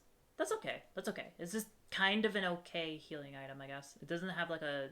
It would be better than the Hands of Prayer, because it doesn't have that downside, to be fair. Even though that downside isn't really much of a downside with us, because we're just not using Joy for damage, basically. Pretty much, it would only improve his self-healing drone, because I believe that's the only thing that is actually dealing damage from him. Now, we have this rest stop, and in addition, we have our last recruit for the run. The maximum party size in this game is 4. So we'll go ahead and recruit. The last recruit will always be level 3, as opposed to level 1 like the other ones. Now we have some pretty decent options. We again have Azar, who has the illusion swords, who is all about rapid casting. We have Purcell, who is very classical healer, and then we have Hein, who is very much about dealing as much damage as possible in really big cards, and any excess damage he can splash onto additional enemies. I'll go ahead and hear what you guys think about getting for our last person. I'm very curious about what you think. On a side note, Hein kind of just looks like an AOT character, almost. He's got that very... He's very Attack on Titan looking. Not only with it, how his swords are, they kind of have like that, like, they have the grip and like kind of like a release function almost. But also just the coat. There's a lot going on with them that makes me think Attack on Titan. Which is very interesting.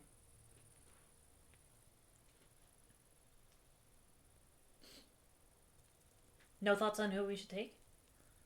In that case, I'm going to go ahead and choose Hein. Partially because I don't use him all that much, but also just because I think having, like, big damage numbers might be really good, because that would stack pretty well with Zoom. So, we'll go ahead and pick him up.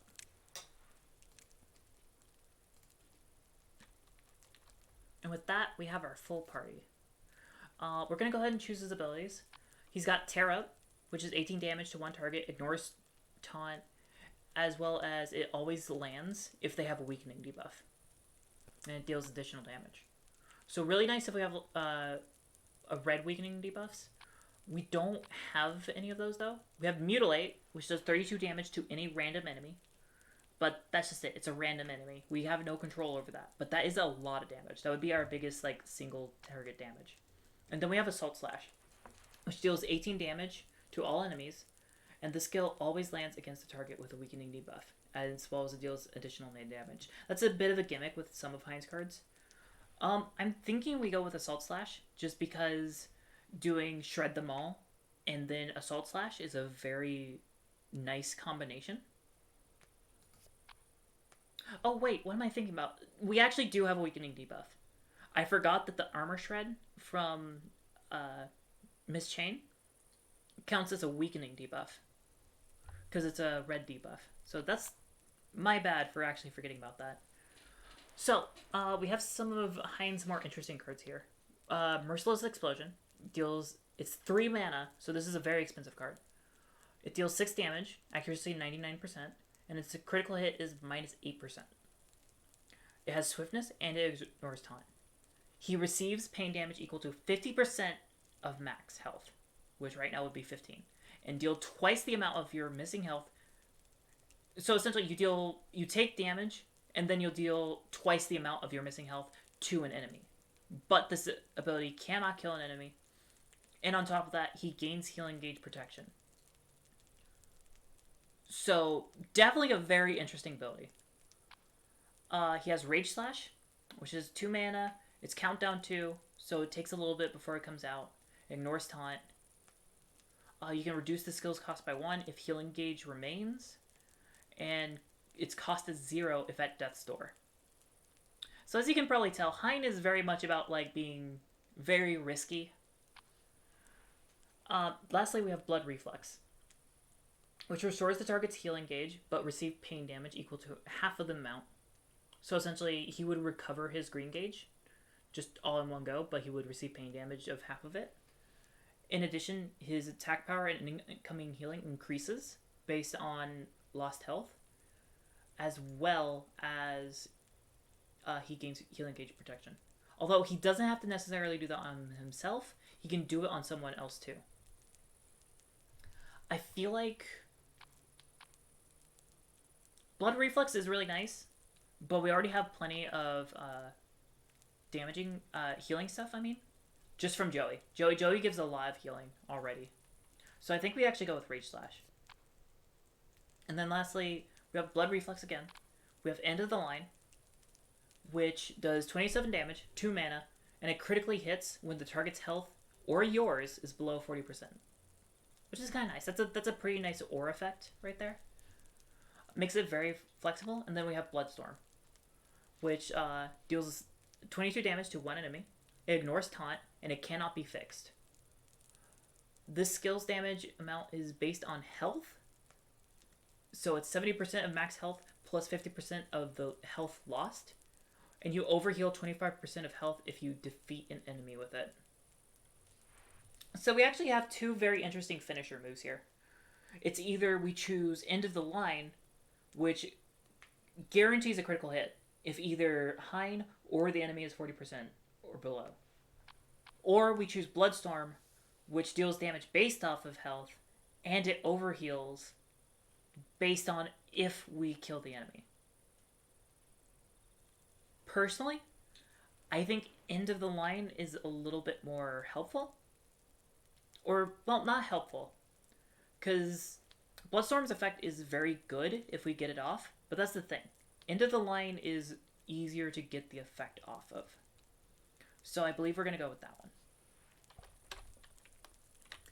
We're going to also give a donation to the bunny box here. With that little guy. Don't have a lot of money to give him, but oh well. We're going to go ahead and keep on going.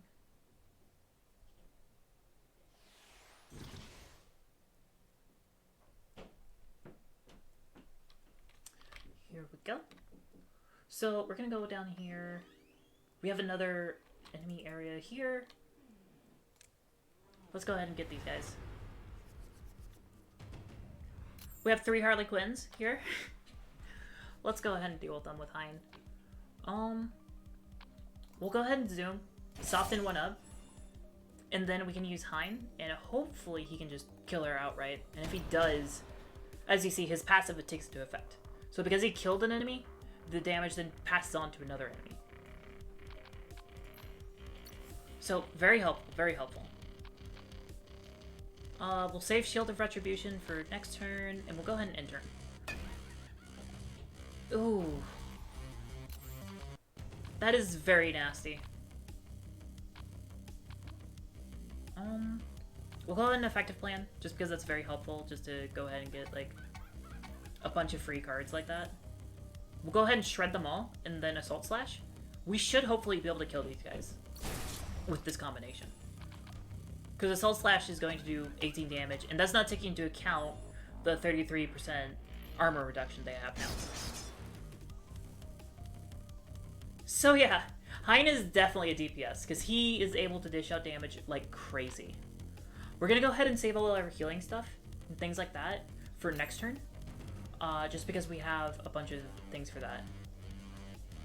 Now here we have, this is the first appearance of Ferrous characters. These are Ferrous tanks, and we're gonna see quite a bit of these groups from Ferrous. And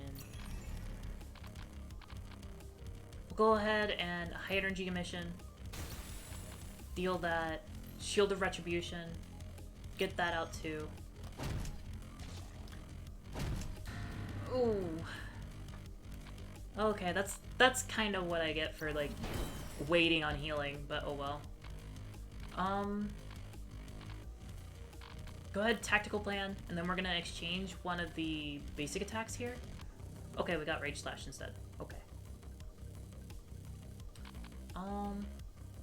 Go ahead and basic attack. Shield of Retribution goes off. We'll go ahead and get Playing with Fire and self-healing. The Self-Destruction healing drone. That's a little hard to say. Go ahead and heal up. Get some drones out. End turn. And we should be able to finish this combat, like, right here now. This should not be too hard. We'll go ahead and give Miss Chain Intoxication, Engine Burner. And then Playing with Fire. And this should be enough damage to just end turn, and yeah, there he goes. And as you can see, we're getting a lot more soulstones now. Fights are becoming a bit more generous with what they give us, which is good. We need that stuff. So we have the Altar of Greed here. We can go ahead and sacrifice bread for who knows what. It could even be more bread! Oh, look at that. It could also be 1 gold. It can be a healing potion, which is pretty helpful. And... oh. The altar is full, I guess. So, we got a healing potion out of that. That's something. That's something. Oh, let's use the skill book while we're at it. We'll go ahead and go off of Joey, just because more healing would be helpful. I'm seeing Healing Vapor. I think we go with Healing Vapor. The only other good one would be Chemical Weapon, but having more healing would be helpful. So we'll go with Healing Vapor.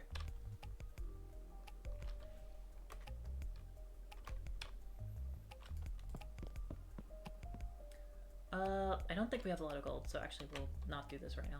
We also need to do the Token of Commitment. I'll go ahead and put this on Joey. We can have both items stacked, so that's fine for now. But if it comes down to like another item, I'm probably going to get rid of Hands of Prayer. Even though, well, actually, like I said, Hands of Prayer isn't that bad. I guess it is a bigger bonus, so I guess the token would be the one to go. We have another library here. We're going to go ahead and enchant the Token of Commitment. Healing power -1. Okay. I mean, it's still alright. It's just... it really sucks to have a healing item that has an enchantment that reduces healing. That's the second time I've gotten that enchantment too. That is so ridiculous. Okay, we got some pumpkin dudes, and we got this balloon. The healing balloon doesn't really matter too much. In fact, it would be best to go ahead and pop it first, so we're gonna go ahead and do that. Yeah, we'll go ahead and just zoom it. Go ahead and get that out of the way. Just so we don't do damage to any of the enemies and then just wind up healing them. Because that would be negative progress. We'll go ahead and effective plan. We'll strawberry flavored tablet. These cards should stick until next turn. So we'll go ahead and keep them until next turn. Just have a full hand of what we can do. Although I could have shred them all, because that would have carried over. Oh well. We'll go ahead and Crucifying Strike. A high energy emission. We're gonna try to not attack this guy for a while. Which might actually be difficult. You know that thing I said about not attacking that guy? I lied. We got the entire party stunned for that. Okay. That sucks, because the one person I was hoping that wouldn't get stunned was, Hein. Because I really wanted him to follow up after that, but... hopefully we draw something from Tactical Plan. Okay, we got Rage Slash. So we can throw away Rage Slash, or actually the basic attack. So that he's gonna be available. So we can now go ahead and Assault Slash. Look at all that damage. Hein is an absolute monster when it comes to damage. He's just very risky too. So here we have another Ferrous member. This is gonna be the mage. We want to deal with her as soon as possible. Well, I don't know. It's hard to tell with the mask, really. We need to figure out who else we're gonna use right now. Probably not Ironheart, because he has that... We'll go ahead and... I just realized I wanted to get rid of a card so I could use Miss Chain. But I got rid of the card that I wanted to use on Miss Chain. That is tragic. Instead, I guess we'll have to zoom. We have to attack that guy. Okay. Okay, we're gonna set up a Rage Slash on the mage. And we're going to zoom the big guy, because that's really our only option. That's all we can do. Hein almost got her in one shot. This is gonna hurt a little bit. Because she's gonna do that. Ooh, that's bright. That actually kind of flashbanged to me for a second there. Okay, so we've got a lot of AoE stuff we can do right now. Let's go ahead and Shield of Retribution. Go ahead and get that started. Self-Destructing healing drone. That's such a weird tongue twister. It doesn't feel like it should be, but it is. And then we'll go ahead and... honestly, just Healing Potion in this case, right? Yeah, we'll Healing Potion. And then... yeah. I know I left Hein at pretty low health, but he should be okay, because he does actually have a pretty decent dodge stat, as opposed to other characters. And on top of that, he kind of functions really well at low health, so it's okay if we keep him a little lower for a bit. But we are going to go ahead and do some healing stuff before we end this, and just get that set up so we can in-turn, and boom, he's done. So, we got a lot of soul stones. Let's go ahead and start using some of these.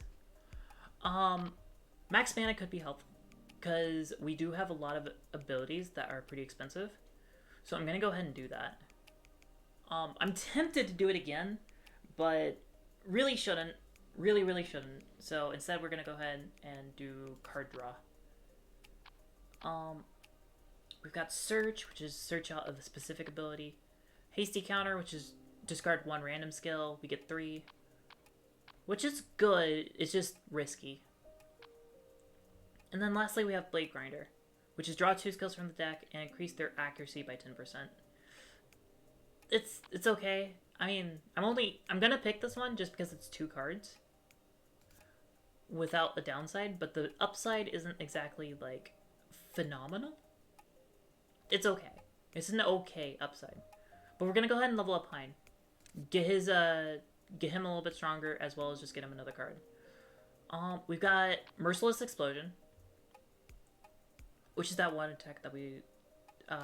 it's the one that deals damage to himself. Which, actually, this would be a very good combo piece with Into the Line. So that is definitely something to consider. We have Identify Weakness, which is a 1 Swiftness, which gives a target minus 40%, 48% armor, and minus 15% evade. Which is pretty strong. That is pretty strong. However, we already have Miss Chain, who has Zoom, who can consistently give minus 33% all the time. So that might not be as worth it. And then we have Intimidation, which affects all enemies, does 6 damage, it has Swiftness, and it gives all enemies fear, which gives them evade minus 15%, speed minus 1, and receiving critical chance plus 15%. That's really nice for like a crit build, but we don't really have much of a crit build going. We don't even have a lot of items that give us crit. So instead we're going to go with Merciless Explosion. That just seems like a good option. We don't need to be here. Well, let's not look at that fridge right now. Which way are we going? This way. We're gonna go over here. We got another area there, and then let's go up this path. Another dead end. Okay. That was uneventful. We have one area up here above the well. Thankfully, we have a fight. Some more clowns.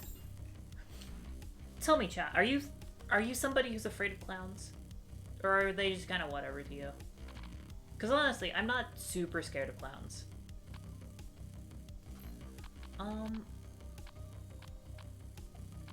I'm gonna go ahead and strawberry flavored tablet. That's just pretty decent to just go ahead and get out just for the heal. And it's not one, so it'll come back eventually. And then, ooh, we got the good combination with Shred Them All and Assault Slash. So we are going to go ahead and do that. It's a little risky now because they have a stun balloon, but hey, we'll do it.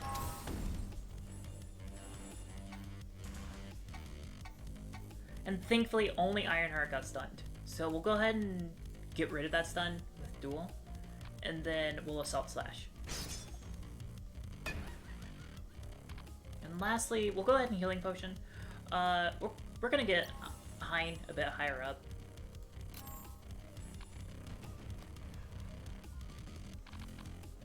We've got high energy emission. We'll go ahead and just blast that out, get rid of her.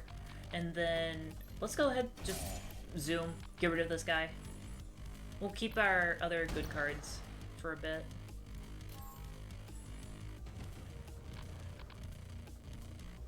We have another Ferrous person here. This is the Ferrous Warrior. Let's go ahead and put a Crucifying Curse on this guy. Just so it kills him out just in one go. And we'll get a Shield Bash going. I forgot that Shield Bash is the actual attack. So, that's a little bit of a waste, but oh well. That's not too bad. And we'll go ahead and zoom. Get some armor reduction.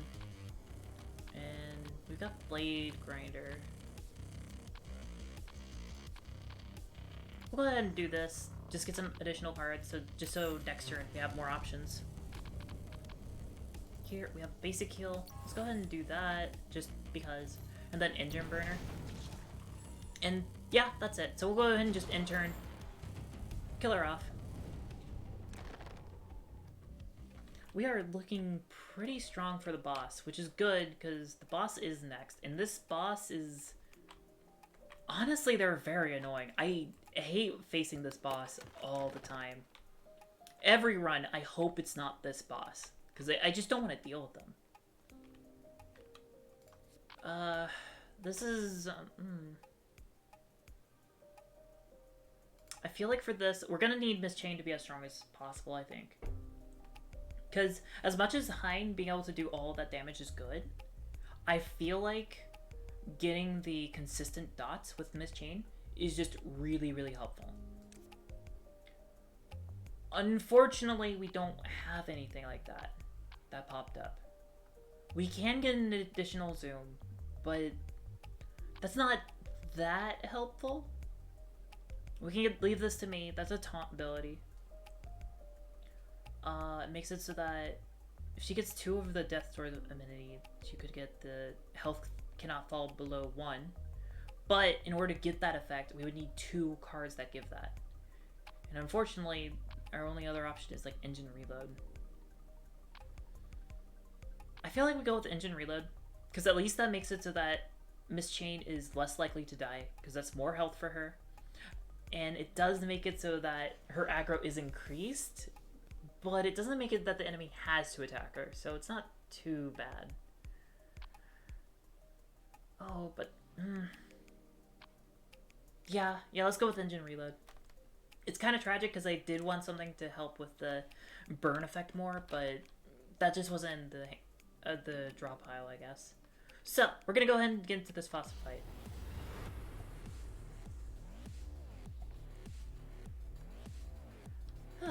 So, we have these twins, and they have a pretty interesting gimmick with how they work. They are Sapphire and Ruby, respectively, and they have shared health. So their health pool is 370, but they both share the same amount of health.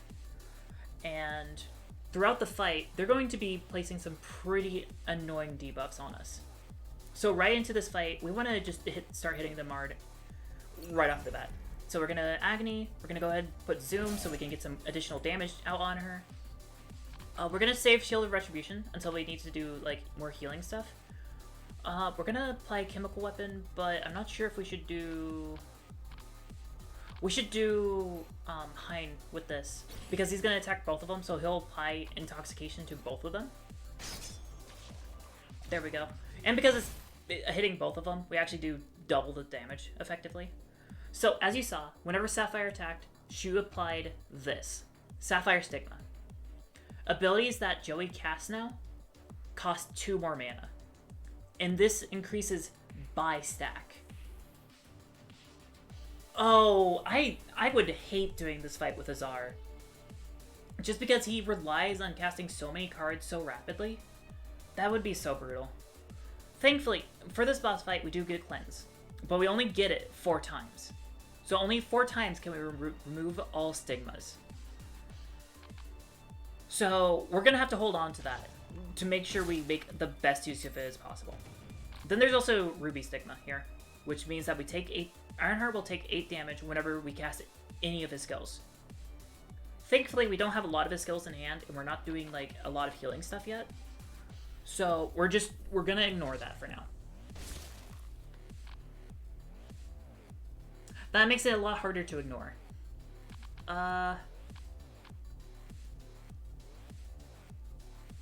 We could go all out, just absolute berserk with Hein right now. And then next turn, we could try to recover him. Yeah, I think we'll do that. It'll be risky, but I think this could be a very good strat. So we're going to go ahead and Merciless Explosion. That is 109...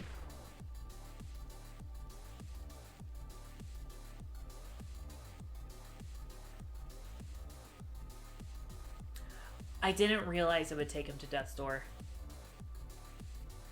That makes this fight a whole lot harder. However, the good thing is we did get 109 damage out right then and there. So, at least we've got that. We do a little trolling. Oh, we've got some pretty nasty Sapphire Stigmas going out.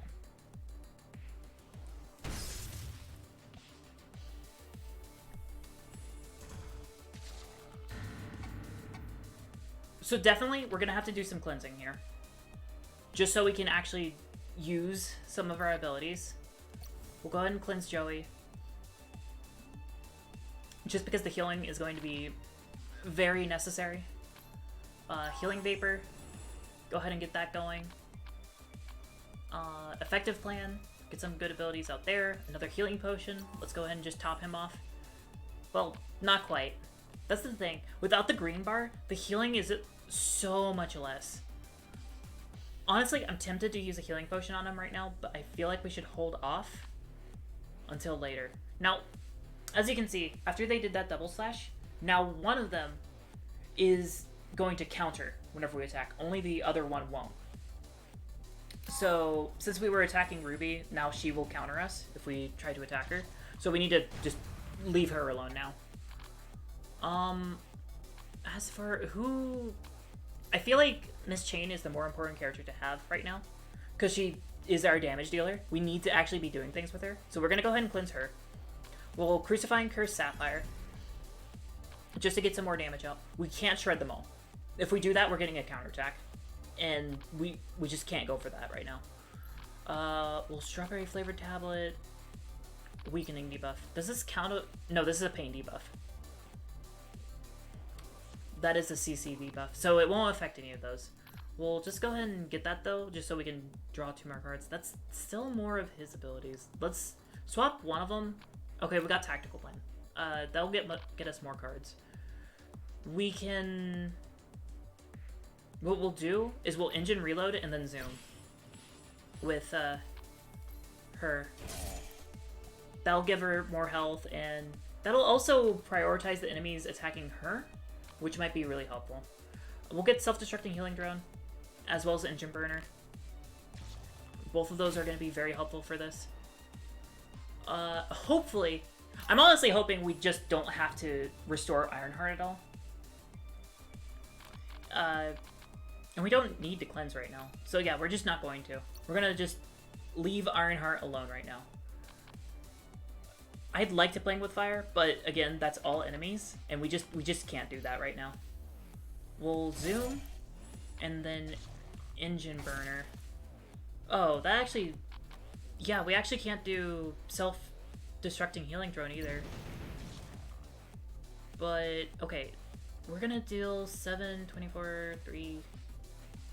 We're gonna be doing 34 damage whenever her turn pops.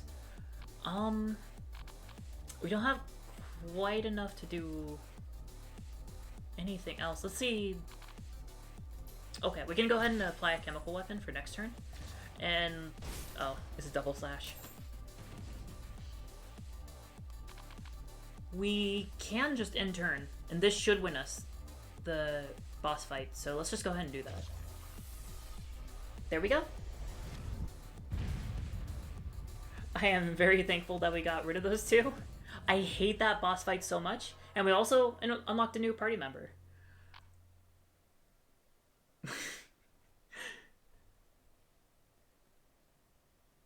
I guess so. I mean, he did do 109 damage in that one attack, so it was worth it, I guess. But I wish I could have gotten the full combo off, because I was thinking of doing Merciless Explosion, getting him to, like, close to Death's Door, and using End of the Line after that. So he would have had that, like, massive attack followed up with another massive attack. But I do get what you mean. It was helpful just to have him do that. It just sucks that he died for it. But we got this new party member. I actually forget her name. I almost never use her.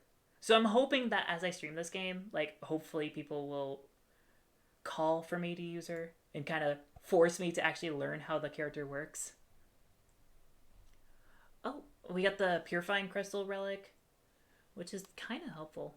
During a boss battle, gain one of Lucy's skills that overheals 50% of the target's health. That's pretty helpful, especially since a lot of Lucy's skills are 0 cost.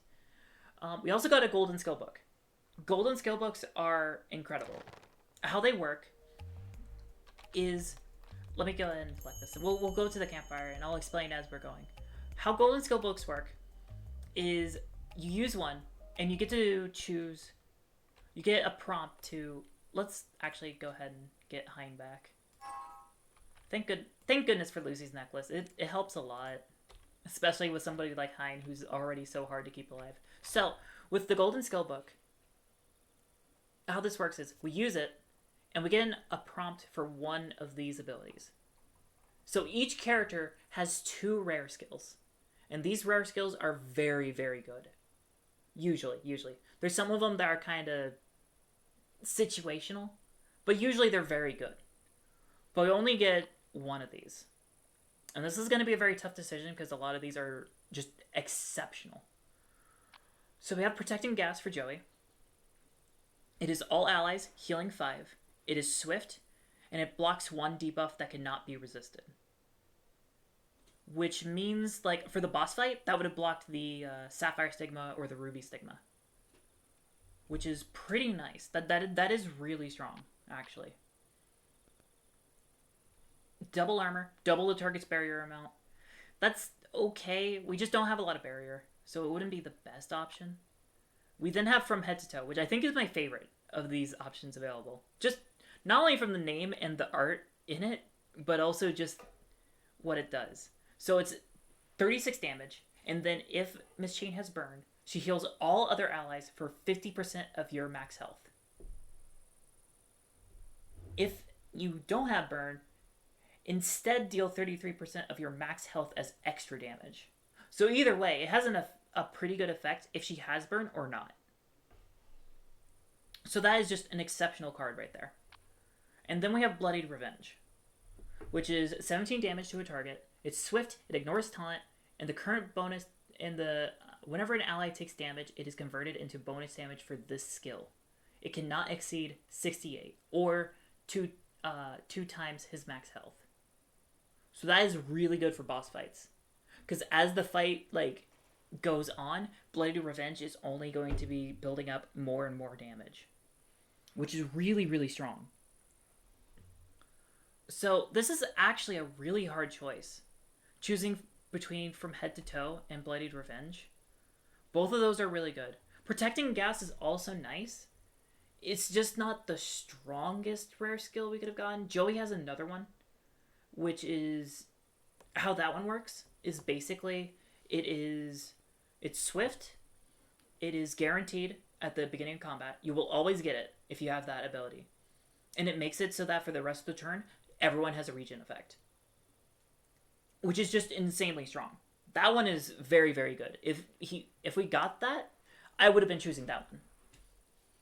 But right now, our choice is between From Head to Toe or Bloodied Revenge, because both of those are really good. It's just a question between like having that like absolute destructive damage from Bloodied Revenge, which, keep in mind, isn't once. Neither of these are once per battle. We can use either of these multiple times. The only difference is From Head to Toe is a bit cheap, is a bit more expensive, but we get that heal effect if she has burn, which is pretty nice. But I'm thinking Bloodied Revenge. I think that might... No, actually, scratch that. We need to keep in mind that whenever characters die, you cannot use their cards. And Hein did just eat dirt that last fight. So I wouldn't want to lose him and then not be able to use that ability, because that would really suck. So we're actually doing From Head to Toe. Yeah, Heinz is very squishy. Heinz Ketchup is very squishy. It's hard. I mean, like, he's cool. He's got so much damage. He's brooding in the corner right there. He's also very edgy, if you're seeing his dialogue right now. But oh well. We're gonna go ahead and heal up, get ready for the next part. We should have money for the donation box. Yeah, we do. Give the rabbit more money. And we'll go ahead and drop off this relic. Because this should be very helpful. Because we are reaching the final leg of our journey for now. This is the final stage that we should be able to reach on this run. And hopefully, we can beat it. That's what I'm hoping for. But after that last boss was kind of rough. And the enemies get really, really difficult around here. So that might be a little hard to do. We'll see how it goes.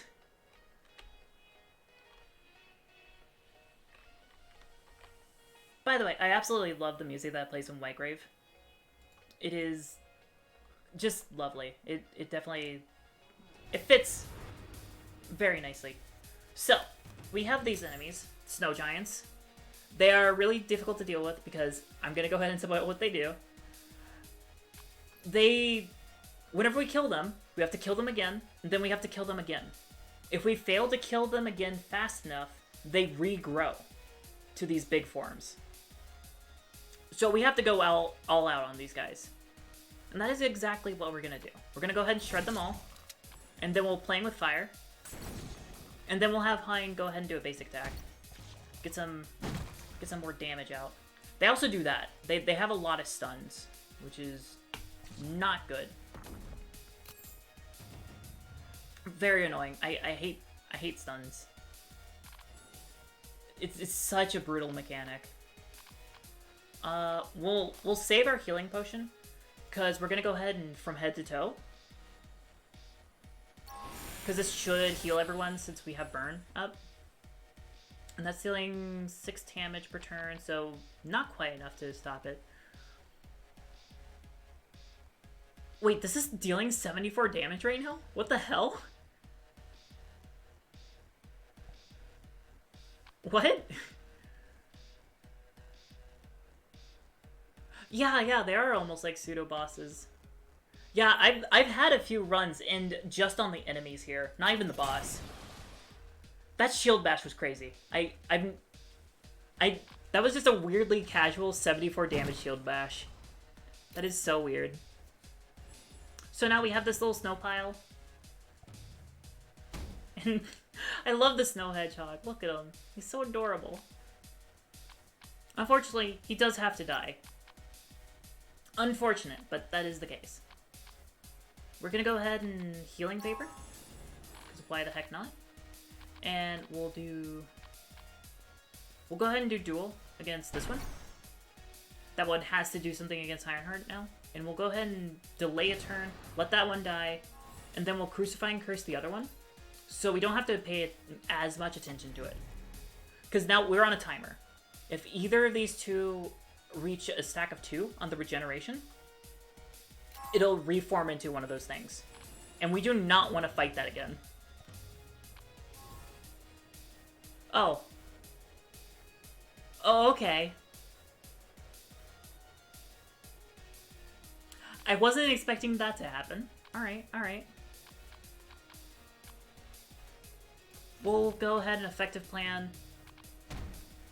Do we actually Merciless Explosion this? I'm thinking yes. 30%. We'll go ahead and Rage Slash.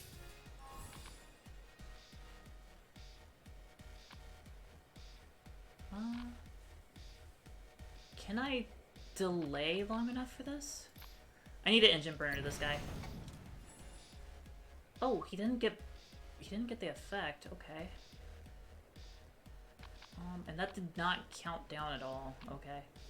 We'll just go ahead and healing potion. We're not doing Hein just so that he still stays. I don't have enough mana for that now. Okay, let's just end turn. But what happens, happens.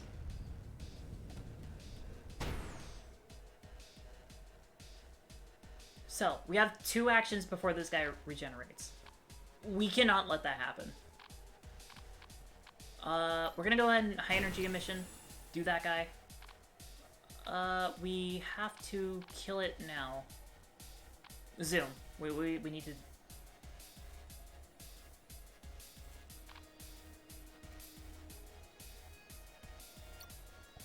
Oh. That's gonna regenerate. Okay. This is a little rough. Alright. We're gonna just end of the line that. No, it didn't pass over. Okay.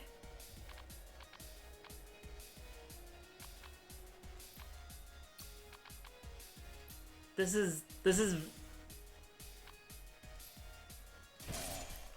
I'm surprised I let them regenerate twice in a row. Oh my god.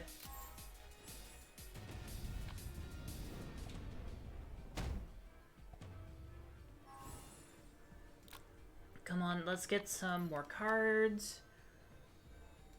Crucifying Curse. Let's just zoom this guy.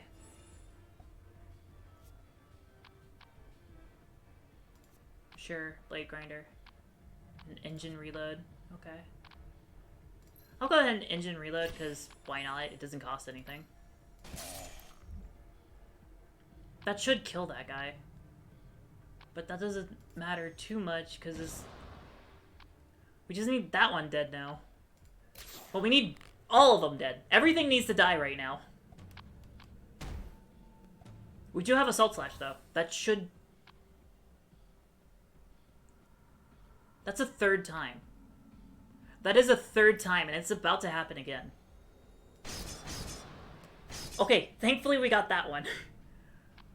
Oh, this is gonna be so rough. I'm not sure what's actually gonna happen. Like, I'm actually kind of concerned that this is gonna wipe us.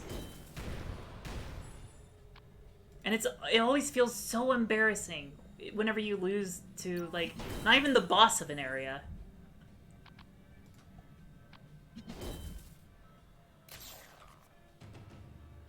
Okay, we're getting him kind of low, so we should hopefully be able to do something. As long as we keep our healing up with healing vapor and stuff like that, we should hopefully be okay. Oh my god. I hate these guys so much. They're being, like, way too much of a pain.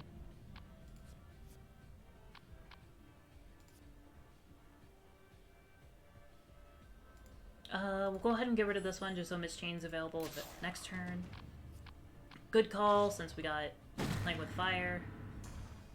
Hein is... oh my god. Why? Why? Why is this happening? Okay. We got this. Go ahead and Crucifying Curse it. We've got 2 turns to kill this thing. There is no way we can't do this. We have to kill it this turn. Otherwise, I think we're just done. I think we're done if we can't. Thankfully, Rage Slash is at 0 cost since he's at Death's Door, but it's still like 2-turn thing. Let's just finish this. Let's go. Let's pretend this battle just never happened. We're not talking about that. We are ignoring that ever existed. Oh my god. Let's get more card draw. That's gonna be pretty important. Let's get Burning draw. Just giving somebody like Miss Chain's burning effect is pretty nice. We could upgrade Joey, which I think is a pretty decent call. Let's get another healing potion, because that'll be really helpful just to make sure like no one dies. Now with that, do we have a key? Yeah, we do. Okay, let's go through this cathedral then. Now, this area has a lot of...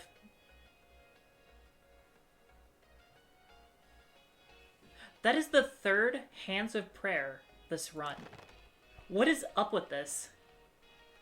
Why? Why? No one needs this much Hands of Prayer. Even if we were going with like a full healing party, we don't need this much. I don't understand. Okay, well, effective plan. Strawberry flavored tablet. Just get a lot of draw. Get a lot of things ready. We'll go ahead and high energy emission, just because it's basically just free damage. Engine reload. Get some burn going. And then we'll... Chemical weapon. Engine burner. Yeah. That's a good start. And then we'll go ahead and basic attack, because why not? Hein is at Death's Door again. Let's fix that. He is already almost back to Death's Door again. Oh my god. He has a problem with staying alive. He just does. Okay, we're not gonna... Okay, we're gonna have to hit him with something. But I don't want to waste, like, an attack of that caliber on him.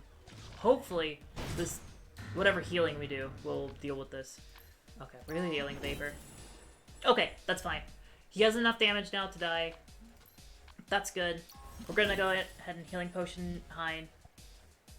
Make sure he doesn't just die on us again.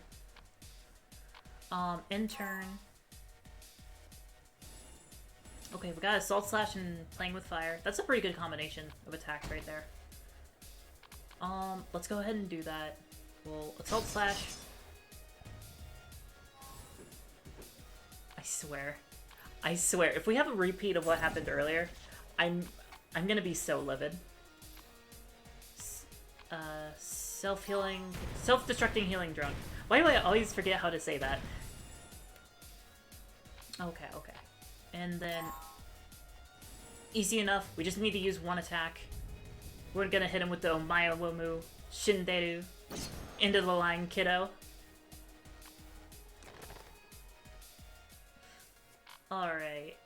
We don't have enough to really, like, upgrade anyone. We could upgrade Ironheart, but I'm not really feeling it. Because, like, I feel like he's got enough utility as he is now that he doesn't really need much more.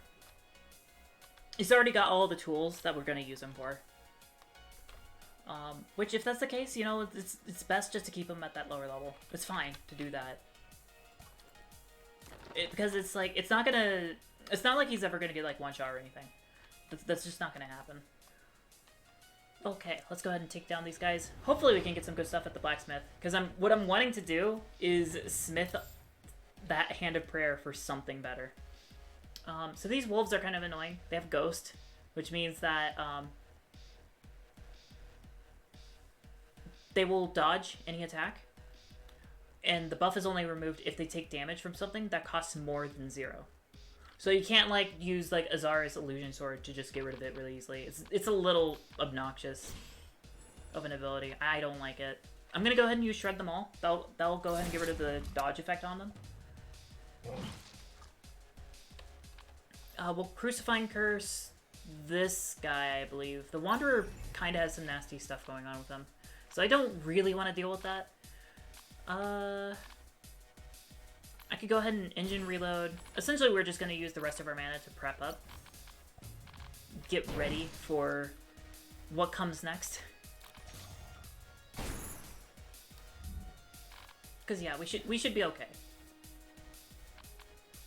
Let's get from head to toe. Because that'll be really helpful to heal off some of the damage that we're taking. As long as we make sure Miss Chain has burn. Which she does right now, so we'll go ahead and use it from head to toe. Just get a bunch of healing and damage out at the same time. There we go. And then we'll probably go with the... Do we do the self-healing right now? I think we hold off on the self-healing. We'll go ahead and just go with Playing with Fire. Get some splash damage. I don't think... Okay, the Grievous Burns is actually enough to kill the wolves, so we don't actually have to deal with them. So, effectively, we only have one enemy right now. And it is this tanky dude here. So, not bad, not bad. We're not going to Merciless Explosion, because that's just going to be a waste of... Well, actually, they'll just use this green gauge, so... Actually, that's fine. Yeah, it's perfectly fine. Because he's just going to kill that off after this fight. See? So, yeah. That's why technically, like, that card seems like it's more risk than it actually is. Because if you finish the fight with it, it's just like, well, that's it. That's the end of the fight. Doesn't matter now. We're going to go ahead and increase max mana. Just because having a little bit more mana would be really nice to throw around. And we're going to go into this blacksmith. Hopefully we can get something better. Because I'm going to throw in the Hands of Prayer here. And the Sun Cape. And hopefully we get something better out of it. We got the Bible. Okay. It's pretty decent. Yeah, it has some pretty good stuff. Is it better than this stuff, though? That's the question. You know what, actually? This actually isn't bad on Miss Chain. Because it would improve the healing power from head to toe. And it would also increase her critical strike chance and increase her weakening accuracy, which is that, like, armor debuff she gets. So let's actually do that. We'll go ahead and give the Shattered Star Ring to Heinz. And then, yeah, that should be it. Okay, so that actually worked out decently well. Let's see, where is the... Okay, we got areas to go from here. So we're gonna go this way. We don't have a key, although we could buy one. We might as well. There's no more donation boxes after this point, so it would be worthwhile just to go ahead and buy whatever keys we can, which there's only one. So we'll get that in a skill book. Go ahead and use the skill book. Maybe we get something good out of this. Got Engine Burner, and we got Shred Them All. I'm thinking Engine Burner, just to have more of that really, really good Grievous Burn. Yeah, let's do that. So we're gonna go over here. Let's hope for something good in this. Lucky Amulet, debuff success rate plus 20%. Oh, that's actually really, really good. Because that's basically all our Miss Chain is built for. Do we... What do we give up for it, though? I guess I'm feeling the Lifestone Necklace. Give this to Heinz, so hopefully he doesn't die as much. Plus, I guess that'll improve some of his abilities. Because some of his abilities go based off of max health, and then what he's missing. So I guess that would help to kind of inflate his numbers. We gotta keep going over here. Got a pot here. We'll smash it. Got a barrier.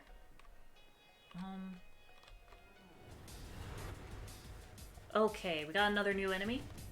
We got the Deathbringer, which he does like this, well, this ability. Essentially, every turn, he's going to be doing 10 damage unless that guy is removed from the fight. So it's essentially forcing us to try to kill him as quickly as possible. And that is exactly what we're going to do. We're going to use as much as we can just to try to kill him.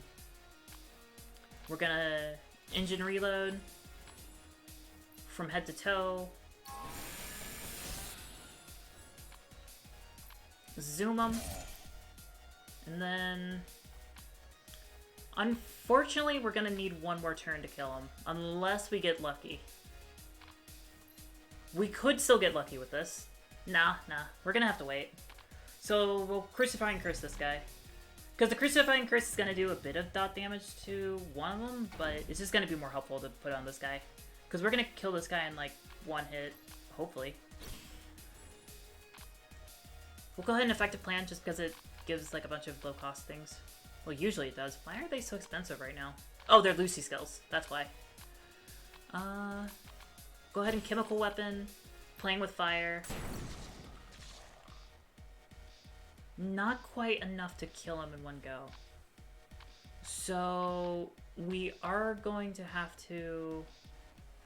we'll use Self-Destructing Healing Drone. Maybe that'll give the chip that we... Yep. That gave us just enough chip damage that we needed. So that's good. And then we'll Rage Slash this guy. And end turn.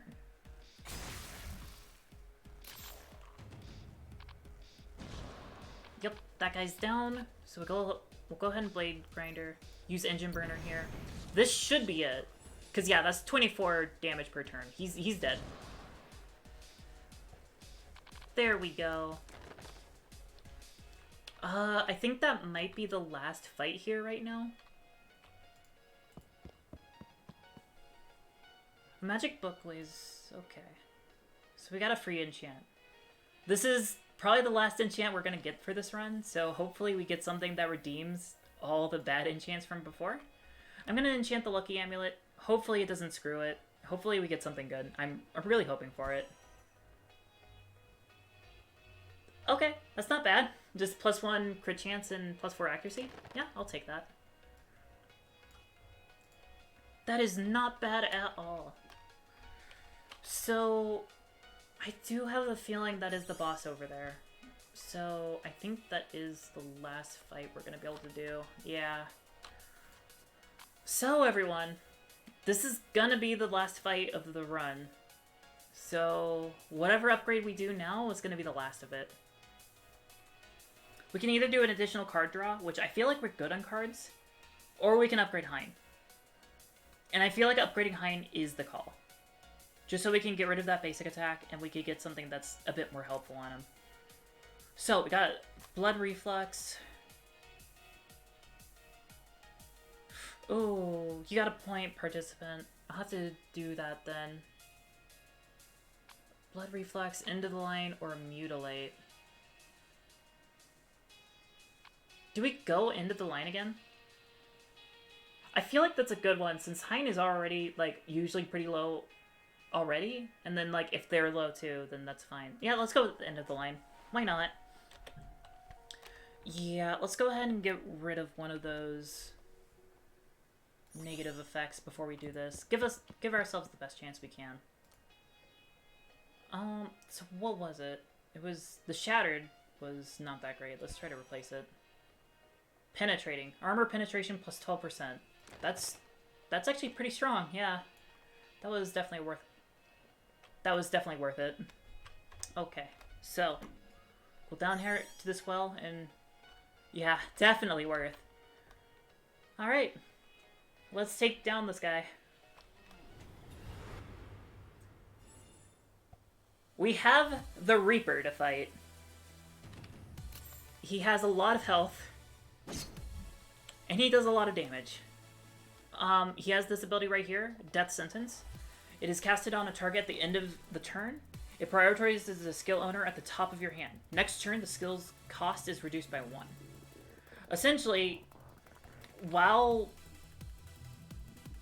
that person is targeted with it, they're going to be prioritized for very, very nasty attacks. So right now, that's Joey. And we don't want Joey taking nasty attacks, so we're going to burn some stuff just to make sure it's not him. And we could also use End of the Line right now, but probably best not to. We'll go ahead and Crucifying Curse, get some damage on him, and then we'll do Zoom then from head to toe, just to get some additional damage. We're not going to worry too much about that guy. We do need to kill him eventually, because he has a follower, which means that the longer he's here, the stronger he's going to get, basically. So at some point, we need to deal with that guy, but just not right now.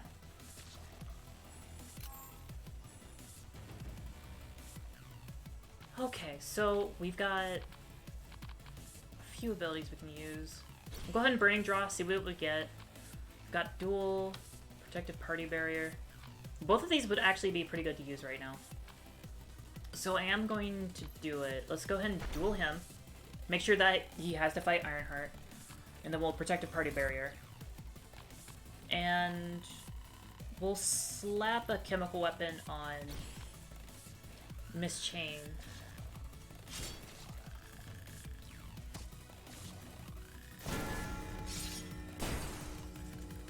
Yeah. Yeah, that is nasty. We've got a lot of people at death's door, and a lot of people are bleeding. We're gonna go ahead and use this. Okay, good. Oh, I did not realize he was that close to acting. That could have gone really bad and we could have lost Ironheart right then and there. God, I wish I had the from head to toe still now. We'll go ahead and Tactical Plan. They're not gonna act for a while. And we might as use End of the Line right now, since it's 0 cost and it's going to do a lot of damage. Go ahead and get that out of the way. Blade Grinder. Healing Vapor. There we go. That's what I was looking for. Oh, okay, that's some pretty good recovery from that. Now I'll go ahead and Healing Potion Joey as well. Now the mark is going to be on Miss Chain, which is pretty good. That's kind of where we want it right now.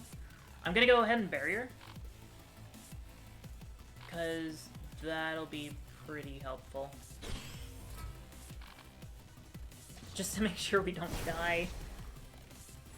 Oh, she's got Mark of Death.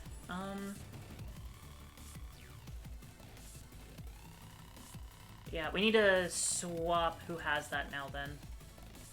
So we'll go ahead and Playing with Fire. Go ahead and swap it off. Oh, we're gonna have to use Engine Burner and then Shred them all for it too. So, yeah, Miss Chain's gonna be the only one doing stuff right now. We'll go ahead and do this one. And then Shred them all. Okay, so now it's on Joey. But it's on Joey, which is small issue. Small issue there. Blade Grinder. We only have a high energy emission that we could use. We'll go ahead and basic heal. We'll basic heal, Hein. He's still very low. Okay, so Joey's got the Mark of Death now. How long does this last? 3 turns? Okay. We'll just have to pass it off to someone. And it looks like that someone will wind up being Hein. Yeah, I think that'll work out fine. Because we're going to do a bit of healing this turn.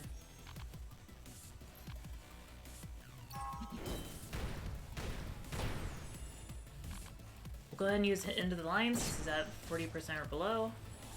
We're going to keep him kind of low. Oh no. That's a Ferrous Assassin. We need to get rid of her. Because that's going to be pretty nasty. Because she can do a lot of damage in one go. If we let her do any of her stuff. Oh my god. Okay.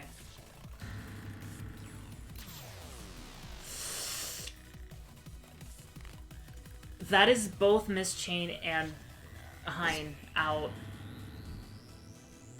That is so bad.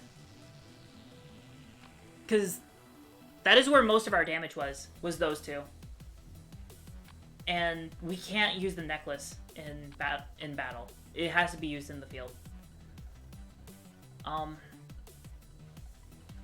We can kill him.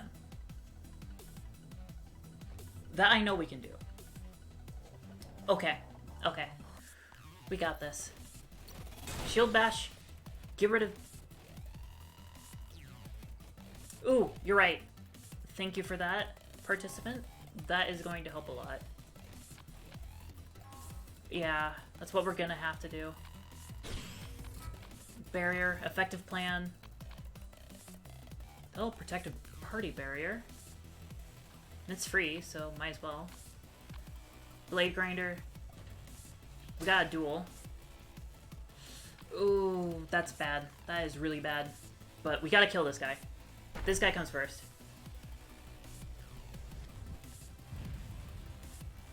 So he's down. All we need to do now is just kill her. With just Ironheart, we need to kill her.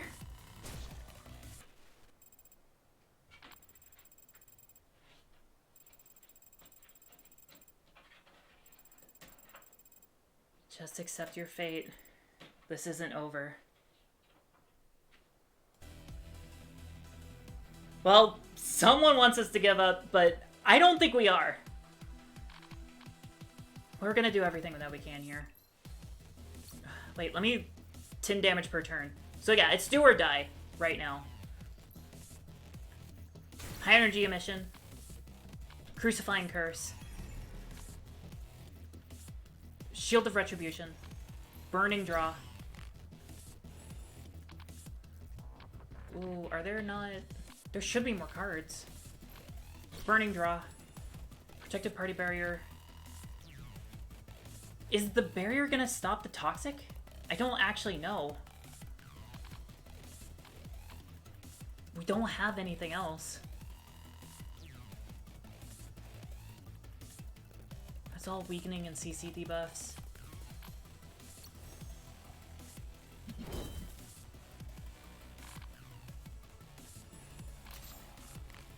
He lives. He lives! He still lives! Oh my god. That is so incredibly lucky. I'm flabbergasted. I'm not gonna lie. I almost never use Ironheart, but now I'm a big fan now.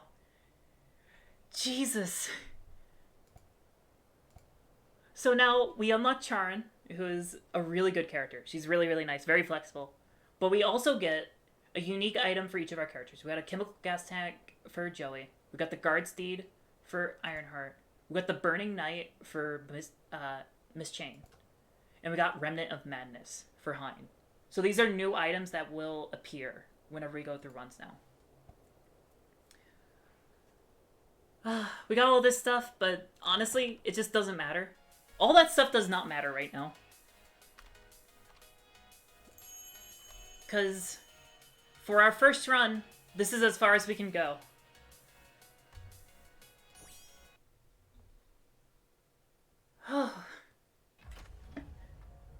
So, fun fact, this game does not intend you to get this far on your first run. It doesn't. So, there's supposed to be other story stuff that happens first, but because of Ironheart, we beat the boss on our first go. Which, keep in mind, just for anyone who hasn't played, that isn't the final boss of the game. Effectively, from runs now on, there will be additional stages that we can go to. That was just the final boss that we can get to now. But now, we have the clock tower that we can approach. Although, a bird is blocking the way. Hello. Who is it? Who am I? Well, as for me, Wahaha! I'm the legendary bird Phoenix! Remember, you'll see me a lot in the future. Oh, you'll forget everything anyway, so does it not matter? Anyway, congratulations on coming all the way here. Get this first. This is my present. 15 credits. What? What am I doing? To put it bluntly, you were supposed to be killed by a monster. I didn't expect you to arrive to the clock tower from the very beginning. I guess I underestimated you too much. You can be proud of it. It's normal if you can't see me. But, what should I do? Thanks to you, it becomes a very difficult situation. Well, I can't let you pass like this. Step aside, bird. I can't do that. I have my own reason to stop you. I'm sorry, but I can't help it. This is the end for this time. I won't disturb you next time, so try your best.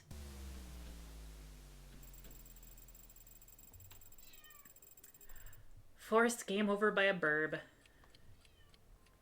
How tragic.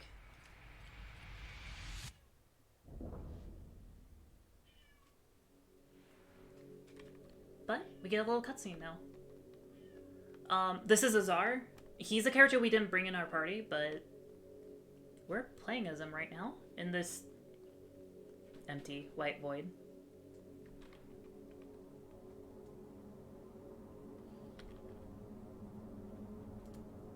This.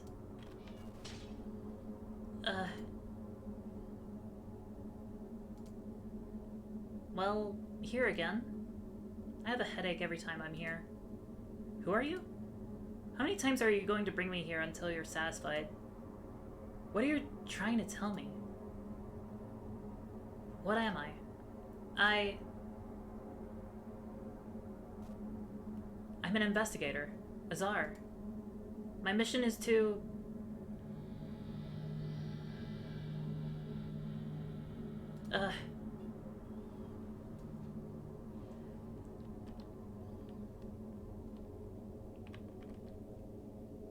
No, never mind. Let's go back. I will open my eyes inside the Ark. Run the clock tower. Our mission is to run the clock tower. That is the only mission.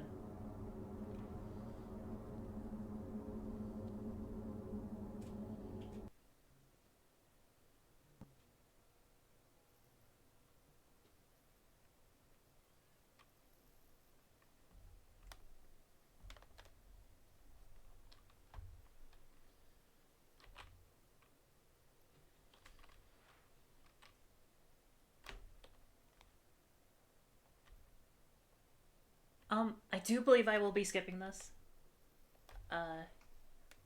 If you are interested in the story, I do encourage that you go ahead and get this game and you try it out yourself. Super fun game. Especially if like you enjoy really crazy boss fights like that. I don't want to hold us up too much with story stuff before we start another run.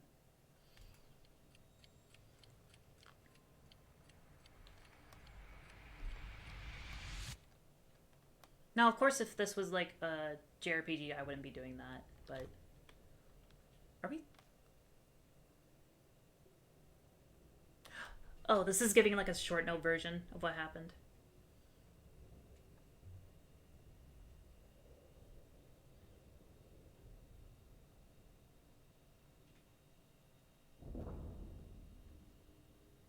So, here we are, back in Lucy's room. Looks like we got recording while we were down there. So essentially, at the start of every run, we'll start in Lucy's room. Just because, we're in a little bit of a time loop, you see. So we come out here and everyone's waiting for us to go back down. Right where we were. Now, we can walk around town and talk to everyone, but what I want to do right now is just go into this building here. This is the lab, where we can research new things that we can get while we're down there. There are a lot of items for us to get. And we have a lot of tokens to use. We can enhance the necklace, so whenever Lucy brings someone back, they're restored with 33% of their health. That is a pretty good one. We have Praying Statue 1. You can purchase an ally's class skill with a new skill from the Praying Stone, which essentially means once we find praying statues, we can spend gold to get additional skills. Kind of like with the skill books. So we'll go ahead and get that too. Now these ones are going to be a bit more like up for debate about which one of these we actually get. The Camouflage Cloak, let's evade plus 10%, accuracy plus 5%, pain resist plus 10%, weakening accuracy plus 10%, and we dodge the first skill after the battle starts. That's kind of a really good ability, especially on some characters. Like Hein, for example, who we want alive for as long as we can keep him. We'll probably get this one, but I want to look through the other ones just in case. Dark Priest Clothing, healing power plus 20%, evade plus 5%. You can cast a single target ally healing skill from hand on an enemy, convert 130% of the character's healing power to damage. That's kind of helpful. It essentially just makes any healing ability into a potential damage ability, which can be helpful. Just having additional options in general can just be helpful, though. The Cross of Light. Every fourth healing skill, a single enemy targeted skill will strike all enemies instead. That's good. That is a really good relic. Then we have these other skills here. Lucy's skill, Acceleration Circle. Essentially how this works is it makes it so that all skills that are below it gain swiftness, which means that they don't progress the enemy timer or anything like that. So that's pretty helpful. It's a little niche, but it's helpful. There's this ability, Extend Barrier, which creates a party barrier of 9. And the barrier amount increases by 3 per level. That's actually a pretty good generic skill, actually. Usually generic skills, like the common skills, are not that great, but that one's actually not bad. And then we have... fan out. I love the art for a lot of the Lucy skills, because a lot of them are so cute. So we get to draw 3 skills, prioritizing the target skills. The skill cost is reduced each turn. So I'm taking it that it's like a bit expensive at first, but like as we hold on to it, it's like a draw card that we have to hold on to for a little bit before we get like the best reward for it.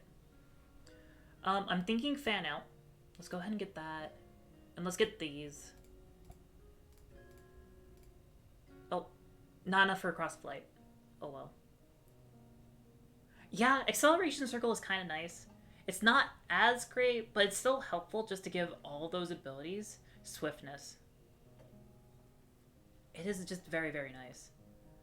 Especially if you have like a full hand before you draw it. That is very nice. Okay. So we have at least an hour left in stream. So we're going to go ahead and go for another run. Oh yeah, definitely. If you have the time, Fan Out is just better. So we're going to go ahead and start another run. If we survive long enough to reach a save point that works for our time allotment, we'll go ahead and use that. Or we might also just die. That is a possibility. Either way, we got some new characters. We might have some fan favorites. Well, what characters do you think we should take for our next journey down to the Twisted Lands? While you guys are deciding, I'll go ahead and talk about the 2 new characters. First off, we have Trisha, who is, from what I understand about her, she's mostly about critical strikes and using a lot of like small attacks, kind of like Azar, but less focusing on duplicating cards. It's just that a lot of her cards are more weaker. And that kind of plays into her passive, because for every 5th skill that she plays, the next skill is played from her hand costs 0. See if I can do a hyper aggression run. Are you wanting like 2 DPSs? Mustachio. We also have Charon, who essentially, she's really good for both offense and healing. She has a little bit of both. She actually has a lot of healing spells that actually count as damage spells as well, which is interesting. It says she's a DPS, but honestly, she's a bit more of a healer, honestly. That is true. You don't necessarily need a healer if you can do enough damage. I did say that. You're right, you're right. In that case, would you guys be up for a run with Sharon and Trisha, our two new characters? They're both DPS after all. I can even try to avoid getting Sharon a lot of Sharon's healing stuff. Just to put to test like my whole theory about ultra aggression. Okay, that's a thumbs up. We're gonna go for it then. Sharon and Trisha. Let's do this. So, as we can see, that's the clock tower in question that we're trying to get to constantly, and the last time we got bird blocked.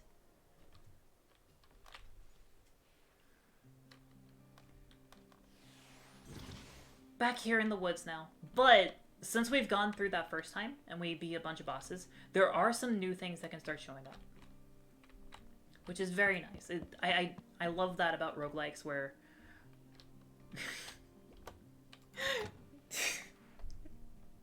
Okay, that was pretty good, Mustachio. That's pretty good.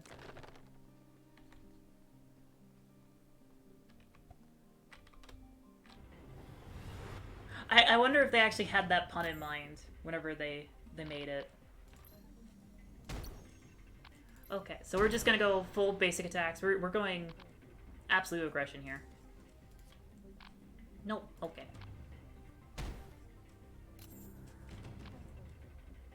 We won't bother with healing, because as long as we kill it, our green bar is restored. So that doesn't matter. Okay. Now, we got some soul stones. We're gonna go ahead and upgrade Trisha first, because I have the least experience with Trisha, so I'd like to kind of learn her with you guys a little bit. I know her basically. I just don't know her a lot. So she has Shadow Slash. It's 11 damage. Swift. It ignores taunt. Those are both good traits right there. Can be recast on undamaged targets. Oh, that's really nice.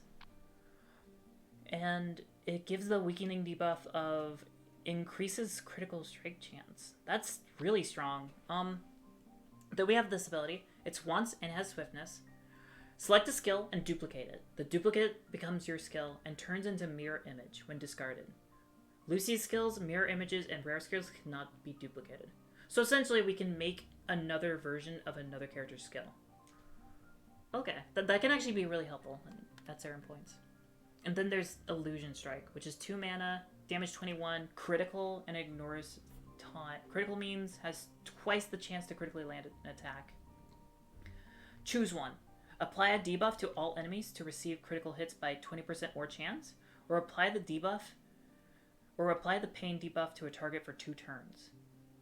Okay, there's a lot of decent options here. I'm probably going to go with Shadow Slash, just because being able to cast that again and again on undamaged targets is really nice. That is a very nice opening ability. Probably not going to pick it up again. But we have Backstab. It's damage 21, 3 mana cost. That's kind of steep, mana cost-wise. But it increases the skill's crit chance by 100%. If none of your skills... Oh, okay. If she has no skills in hand, this crit chance is 100%. Exceeding crit chance is converted into crit damage. Okay, I see why it's so steep now. That is really strong. And then we have Apply Bandage. Remove a random pain debuff. If none of your skills are in hand, draw 1. That's kind of decent too. I'm actually surprised she has a healing ability. But we're not focusing on healing right now. We're doing absolute aggression. We're putting to test what I said earlier. Now, let's see. Got a chest here. Another soul stone. That's good, that's good. We always want more soul stones. More soul stones just means more XP for us. Well, basically, because it's basically XP. So we have a Ferrous Healer and a Ferrous Mage. We gotta kill the Mage first. They have to die, because they're gonna do so much damage. And yeah, there's Shadow Slash. Wait. Oh, is it if they are undamaged, I just get another one?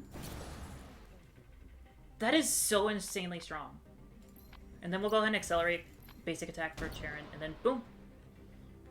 They didn't get to do a thing. That is really, really good. So we have an enchant, but we don't have any items to enchant. So we're gonna have to come back here later, it looks like. So we're gonna go up here, go this way. Nothing there either. Oh. Ooh, this is... Oh, wait a minute, we have a rose badge. Never mind. Never mind.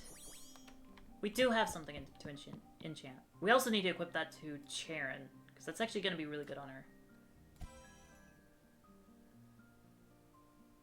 We don't know what this enchant is. Let's hope it's good. Healing power +1, crit chance +3%. Okay, yeah, that is pretty nice. Now, we are getting to the boss now, so what we're going to do is we're going to level up Charon. Her passive is that she has the Soul Terrible. It is an item that we get, and it's basically a restorable healing potion that we have. And then we have Dark Heal, which is both a heal and it is a damaging spell. Basically, we can either damage an enemy or we can heal an ally. We get to choose. And if the target is below 50% health, it does more, both ways. We have Scatter Darkness, which consumes a Soul Terrible stack, and it spreads encroachment onto all enemies. And then we have Focus Encroachment. Focus Encroachment is a very, very good pain debuff. It's almost on par, if not a little bit better, than Engine Burner from Miss Chain. Because it ignores taunt, it does 9 damage, and then it deals 9 damage per turn on the target, and whenever that target dies, the encroachment spreads to random enemies. So it might not be as good of damage, but it lasts longer, and it lingers in the fight much more. So we're getting Focus Encroachment, and then... This is one of the stupidest abilities in the game. It's called Let Me Absorb You. First off, the art is just... That's just really good art right there. And on top of that, it's swift, it cannot be fixed, and you deal 13 pain damage to an ally. It creates a Forbidden Flame skill to hand. The damage of it increases by 16.5 if an ally is at death's door after casting it. So it rewards us for nearly killing our people. It is a very silly ability. It's something. We got Focus Encroachment again, and we also have Vigil of Darkness, which is a once, swift, and it ignores taunt. And it applies the debuff Vigil of Darkness, which makes it so that the target receives more damage, they have less evade, and their pain resistance is -33%. And whenever they are attacked, they gain a stack of encroachment. This is really, really good. So I'm going to go ahead and give that. We have the Soul Terrible now. We're going to go ahead and get a card draw. You either get draw, continuous draw, which essentially continuous draw makes it so that we draw one more card each turn. You mean, which ability do you mean participant? And then we have Stealth Walk as well. Draw the 2 originally highest cost skills from the deck. Trisha gains 1 focus stack. Vigil? Oh yeah, Vigil's great. Vigil is a really good card. The only downside is that it's once per battle. I really wish it wasn't, so that was like you could use it more often, but I understand why it has the once effect. We're probably gonna go with Stealth Walk, just because that does mean that we get that ability from Trisha more often. And we are this is a test in the hyper aggression thing that I was talking about, but it's also a test into well, Trisha in general, because I haven't used Trisha a lot, so it's interesting to see how she works. So here we are. We're gonna go ahead and Focus Encroachment. Go ahead and get that debuff on them, and then we're gonna go and basic attack. And what I'm hoping for this run, for this like boss fight, is that we don't have to actually heal. That's what I'm gonna be trying.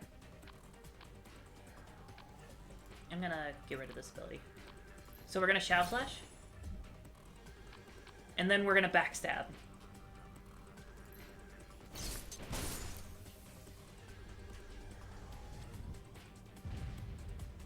What can I say? Hyper aggression is just pretty good. So we unlocked a new boss for the first stage. And then we've got all this stuff. A soulstone, courier ring. That's additional evade. That's definitely going on Trisha. Just make sure that she just can't die. Hopefully, you know, the theory is if you dodge every attack, there's no way you can die. We're gonna go over here, go to the campfire, and then we're gonna get our next person.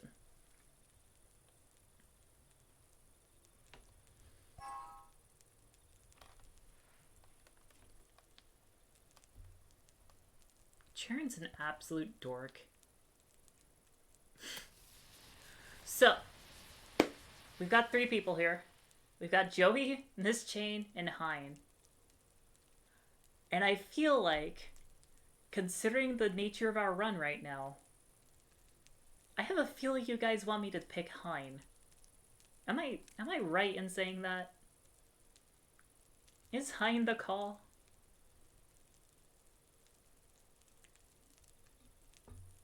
Because I have a sinking feeling he is.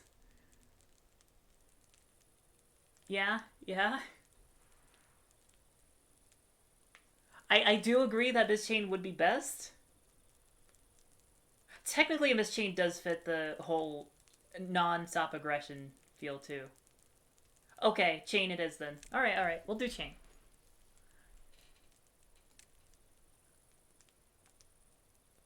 Yeah, Chain is definitely very violent, so this still works out. Okay. Let's go ahead and keep going. Ooh, I need to upgrade Chain before we get into another fight. That is very, very important. Let's go ahead and get her up. Let's look at our abilities. We've got Engine Burner again. I guess we're going with Engine Burner again. I didn't actually mean to do that. We've got Shred Them All again, which is very nice. Plague with Fire, which I guess would work really well with the synergy of, like, pain debuffs that we're going with Charon. And then we got Pursuit. The target takes pain damage equal to 25% of max health. Select a random skill from 3 of your own in the deck, discarded deck, and draw it. Its cost is reduced by 2. Row skills cannot be drawn. So essentially this is a way to, like, try to get a card that you really, really need. Which is nice, but I feel like we're gonna play with fire. Just burn it all.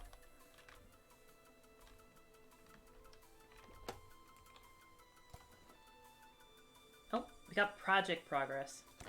Which is good. There is a character that we need 5 notes like that in order to get.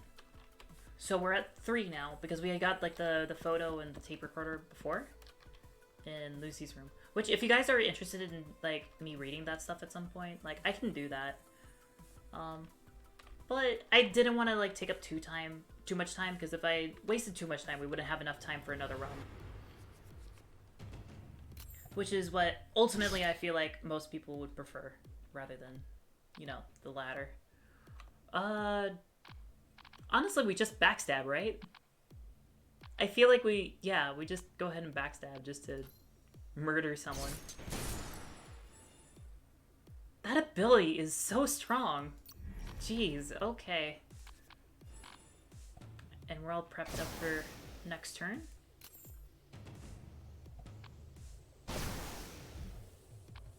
We'll go ahead and basic heal Miss Chain.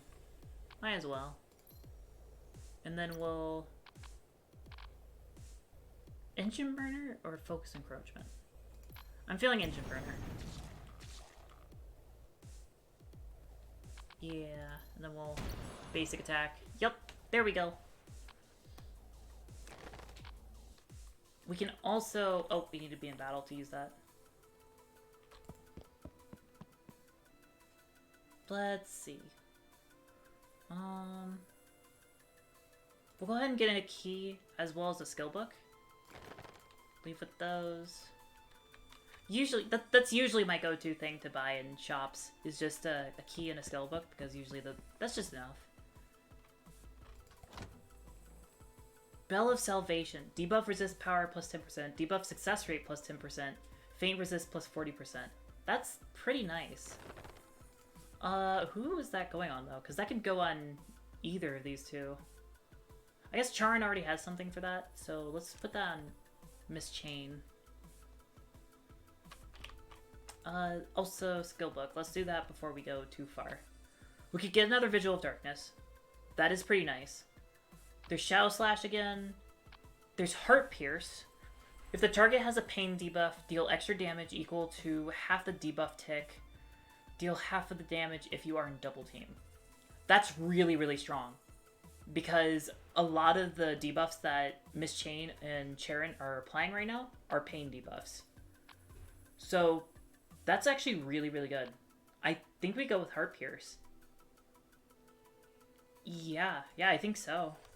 I mean, Vigil is great. I love Vigil. But that is so much synergy with what we're going for right now. It's kind of insane. Aww. They're a bunch of cute hedgehogs. We're gonna have to kill them all now. Oh well. Sorry, little guys. Oh god. So wait. We could use any ability. Okay. Scenic must die. Oh, jeez. Oh, I could have accelerated and just ended it there, but I guess it doesn't matter too much. Battle's done anyway.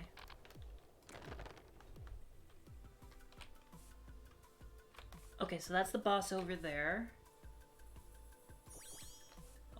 I'm actually curious which boss we're gonna get, because it's either gonna be the Golem, which would be... It would be cool to show you guys the Golem before, you know, the end of the stream. But it would also be kind of nice. Well, which would also be kind of interesting. Mostly because I'm kind of curious how a witch fight would actually hold up with this party. Because the witch fight is such a test of endurance that I'm wondering if, like... I'm actually kind of curious if I can get through it with this party. I mean, I think we could, but it's still worthwhile to think about it, right? It'd be interesting to test it. We're gonna use Total Terrible on Miss Chain. I don't know why, but I was like really tempted to call her Misfortune for a second there. I have no idea why I was, but I almost said that. But yeah. Easy peasy. And we got the pot here. Let's see. What actually do we want to get rid of here? Let's identify this. Enchanting scroll. A scroll that can enchant equipment. I don't think we need a scroll of Midas. That doesn't seem too necessary. Same with the enchanting scroll. Yeah, okay. I'll take that. I guess. It's not like I have to choice after it's done, but hey. Okay, so we're gonna go ahead and exchange Accelerate for something else. We can either get increased max mana, which makes it so that mana costs are just increased by, we get an additional mana for the rest of the battle once we use it. We can get Mass Acceleration, which reduces the cost of all skills in your hand by 1, and it is not once per battle. Or Effective Plan. I'm feeling Mass Acceleration just so we can throw so much damage at somebody, just rapid fire. Yeah, I'm feeling Mass Acceleration. Let's do that.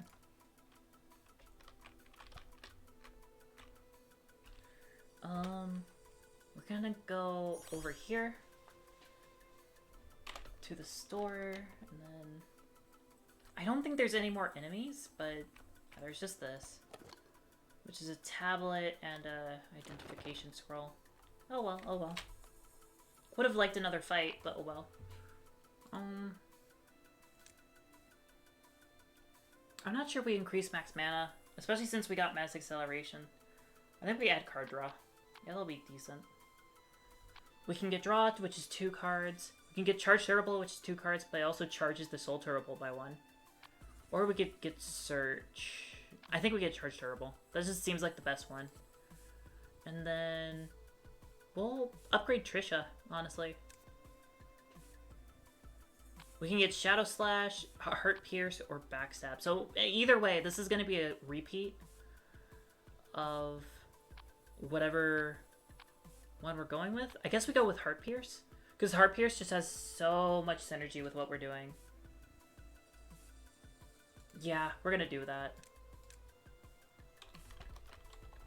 Honestly, at this point, I'm feeling like even if we did fight the witch again, I feel like we got it. Honestly, we might actually be able to bum rush her down. But no, we've got the golem this time. So this guy's kind of interesting. He has a lot of damage that he can throw out, which could be really bad for us. But he also does this. So he flags certain abilities in our hands. So one has the Enhance module, which means that it's discarded after one turn. This ability will be discarded no matter what. When cast, create a skill and reduce its cost by 1. So this is purely beneficial to us. Then there's this one. Discarded after one turn, unexchangeable. Golem casts Earth Shatter if this skill remains in hand. So essentially he's forcing us to use this skill in particular. We have to use this, which is no problem. We want to use Vigil of Darkness anyway. And then we're going to go ahead and basic attack. Actually, let's Shadow Slash. Because he's undamaged right now, so we'll just get another Shadow Slash. Yeah. That's what we like to see. Select a skill to create. Caught Off Guard. 22 damage. Ignores Taunt. Deal 23 additional damage if an ally is stunned or the target is debuffed. Evil Phantasm. You can play the skill if an ally was damaged by another ally during this turn. That's weirdly specific. And then Dark Barrier. I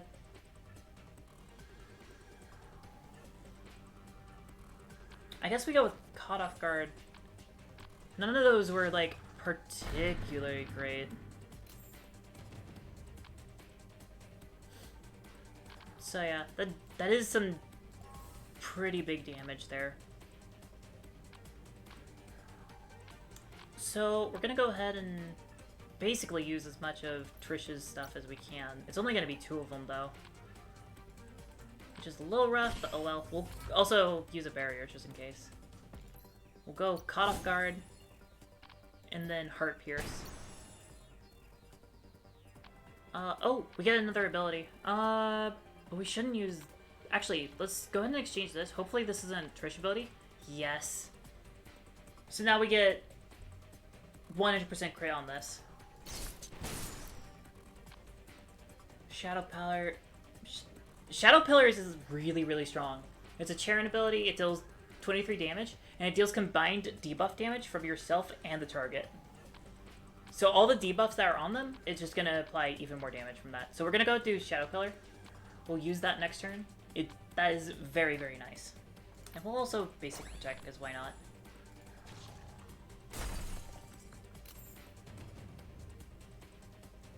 Okay then. We'll go ahead and basic heal Miss Chain. Then we'll Shadow Walk, and I think we go ahead and just Shadow Pillars. Yeah, we'll go ahead and do that. Already, we almost have this guy dead already. Which is really, really good.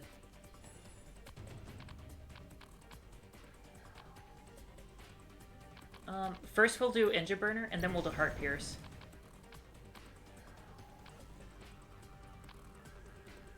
So there's Scatter Darkness, Shadow Curtain, which is Swift, Exclude after being used 3 times,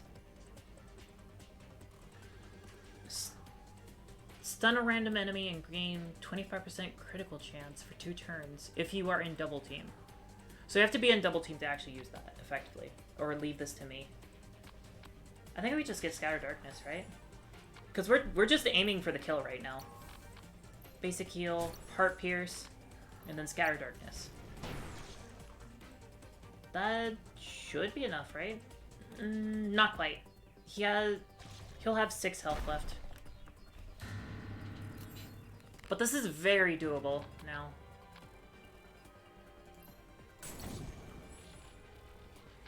And then Mass acceleration. Caught off guard. And there we go. The golem is slain, and we have unlocked a new party member. I freaking love this guy. However, I also completely forgot what his name is, and I feel so bad about it because he's so cool. He's one of my favorite DPSs. We also have a soul stone. We have 3 soul stones. We've got credits, skill book, and we have this. This is a very interesting item. Its stats aren't that great, but it cannot be cursed, and it can have as many enchantments as we can stack on it. So we can enchant like crazy with that. But we're gonna go ahead and go on. Gather this time shade. And move on to the next stage. We can go ahead and use this to get a class skill. I'm feeling Vigil of Darkness. Just to have another one of those, because it's one time, so it's nice to be able to stock up on those and have a lot of them. And then I feel like we go with Shadow Pillar, because that was really strong in that fight whenever we got it randomly.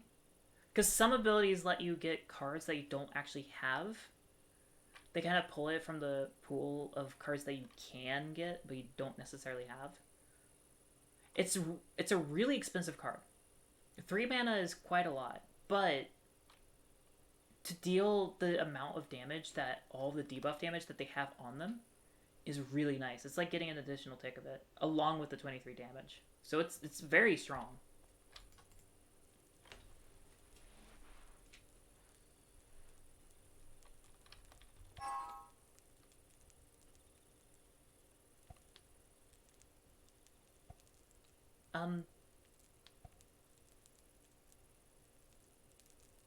We are going to ignore the fact that Sharon just admitted that she eats souls. We aren't addressing that. But we are going to need to... Actually, let's just not equip the magic parchment yet until we get to a library and start enchanting it. I'll probably save my money and just enchant it like crazy whenever we actually get to a spot where we can. We have a blacksmith here, but we don't need to use that because really what are we going to get rid of? Everything we have is pretty decent. Okay. Oh, that's another tape. Project preview. So we only need one more until we unlock another character. Another character whose name is completely eluding me at the moment. Okay. This is the real proving ground for how effective this setup is. Because these guys are going to do decent damage to us. So we're going to have to see like how effective our damage dealing really is.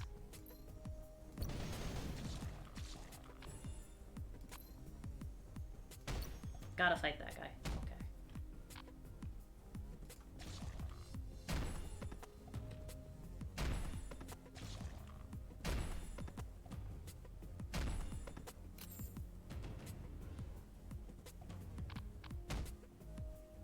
We're gonna go ahead and Soul Terrible Charon, and then charge it. We'll go ahead and finish this guy. Because why the heck not? Vigil of Darkness him. Let's exchange Protect for something potentially more helpful. Stealth Walk. Draw the 2 originally highest cost skills from the deck. Sure. So that's Backstab and Shadow Pillars. Okay. Soul Terrible again. Let's not die.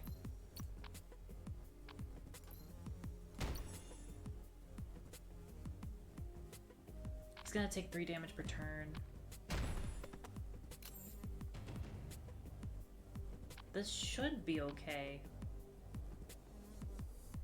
I wonder if we can kill that guy in one shot, but it would actually mean like, you know, getting a clean shot of him. Because right now we can't actually do that.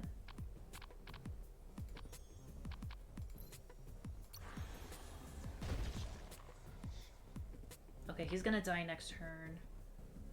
Where's the healing potions? They're there.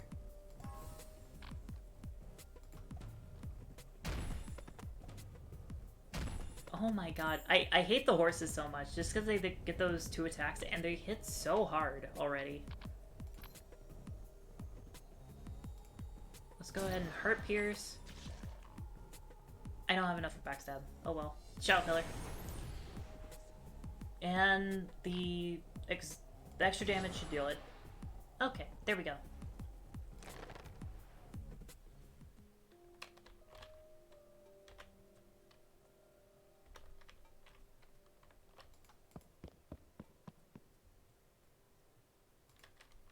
We're not buying anything here because we're trying to save up for the thing. Oh, we should be upgrading though. I think we need more max mana because that was kind of an issue for that fight. Then I think we're gonna upgrade Charin. We should go ahead and just get a Dark Heal. I think having one will be really helpful. And Miss Chain. We'll go ahead and get Fire Ground. That'll be really helpful for keeping us alive and still keeping like the pressure up. Because if they hit us, we'll deal burn damage to them as well. So that's really good for this. Alright, next fight.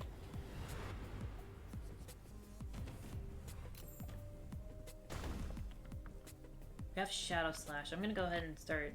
Well, let's get rid of this first, just so we get Charin unstunned. And then we're gonna go just a little crazy with this.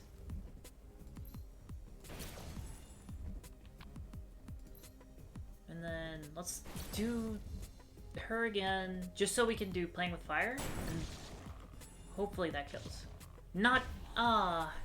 one away from killing. That is unfortunate.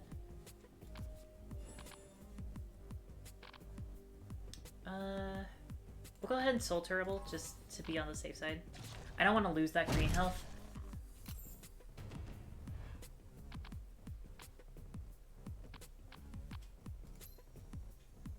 We don't need to attack her, because she's gonna die. That's 5 damage per turn. We'll go ahead and focus Encroachment you. Because that should kill him. Yep, and it will spread to everyone else. I really enjoy that about Encroachment, where it just spreads to everything else. It's so helpful.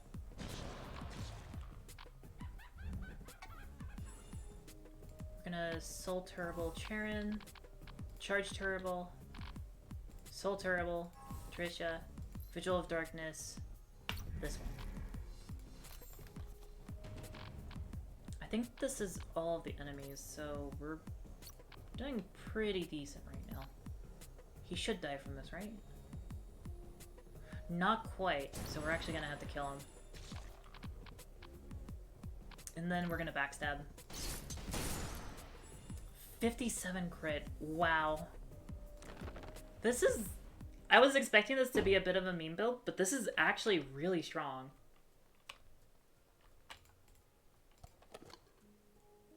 Got a Potion of Transformation, transform an equipped item into another of the same tier, or stun an enemy. Okay, okay. That could be helpful.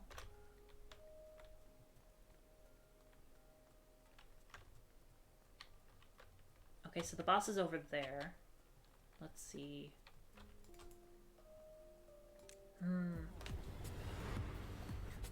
So, depending on who the boss is, I think we'll have a... Actually, I think either way, the boss might be a problem. Because the thing is, if it's the tank, that'll be an issue because we don't have a lot of restoration. But if it's Joker, that could also be an issue because we have a slight bit of a rapid casting playstyle. So, that could be a problem. How much of a problem? I'm not really certain yet. We're gonna go ahead and Dark Heal. And Soul Terrible that. Basic Protect, and go ahead and end the turn here. Okay, we got Shadow Slash, so that's gonna be pretty good to just start spamming.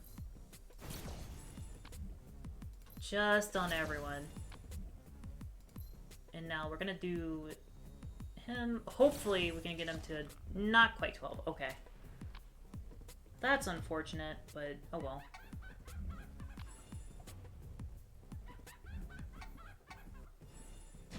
Oh wait, what actually charged it up to 16? Oh, Vigil of Darkness, that's what. Okay, okay.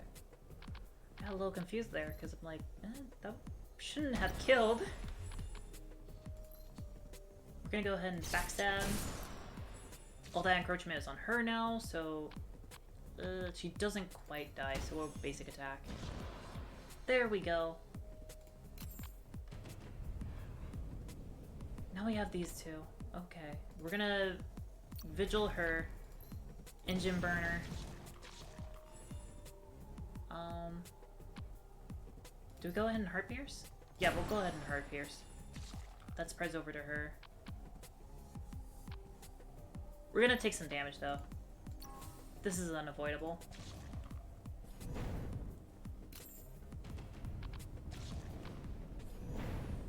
Oh, she did it twice in a row? What? That shouldn't have happened.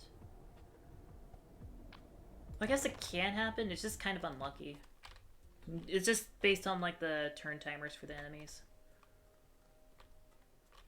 We got the pot here. Do we how much that we want to give up? I guess we have a lot of identification scrolls. I'll do a scroll of lifting. I should actually be using those in like suspicious areas. Oh, that's how that works? Okay, I actually didn't know that, Zero. Thanks. Critical damage plus 20. Well, we know who was getting this. She has guaranteed crits. There's no way we're not giving her that. Okay. Go ahead and go now. We got something good out of it.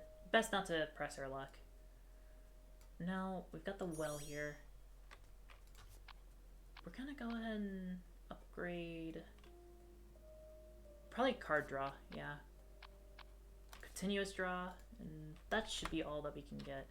Hopefully this goes well. Ah, it's Joker. Okay. This is a pretty tricky fight. He's got a few weird mechanics. Some of them that I don't fully understand. Like, this one I don't actually fully get. I'm gonna go with Fire Ground, though. I believe what it does is it replaces the card with another card, effectively. I think. I'm not entirely certain, though, so don't quote me on that.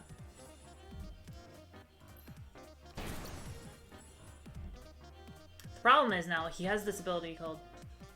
The speed debuff on the fog is the least pronounced effect, but... That makes sense. It's not something that I would usually think about. It's usually like the damage that I would think about for the fog. So, he's got this ability called Cuff Trick. It goes up with stacks whenever we play a skill that isn't Lucy's skill. Whenever it reaches 4, he's gonna stun whoever acted last. Which is pretty dangerous. We're gonna go ahead and stealth walk, and then we're gonna...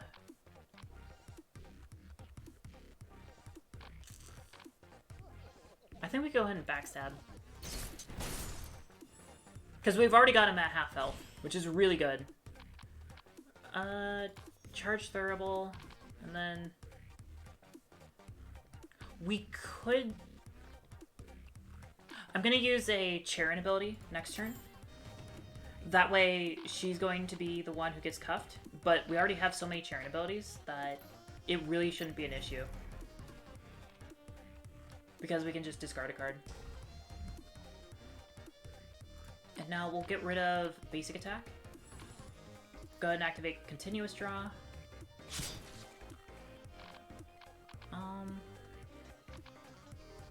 We're playing with fire. Focus encroachment. And then we should... We'll go ahead and basic heal just to be on the safe side, as well as use the Soul Turtle. We're definitely using the Soul Turtle now. Don't want Charon dying now.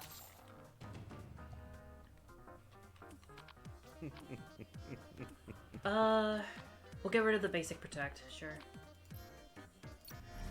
Vigil of Darkness. Yep, she got stunned again. That's okay. We're just gonna do this. And then... we'll go ahead and Shadow Kill her. Because that's 61 damage right there. Oh, you love to see that. And then... oh, we didn't even have to use Heart Pierce. Okay. That works out. That fight went a lot smoother than I was expecting out of a party like this.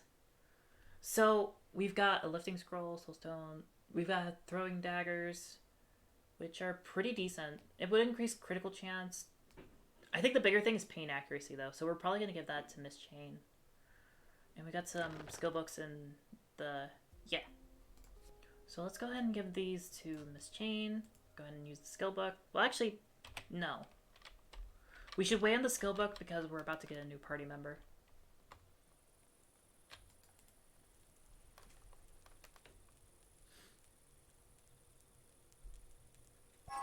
So here we go. Alright, so our options here are either Purcell, the, you know, kind of generic cleric character. We could get Ironheart again. Or we can get Azar. Which, Azar would finish the whole, like, massive DPS thing, but, like... I don't know. I feel like we have enough DPS. I think it's... I don't think we need more. But I'm willing to hear what you guys think.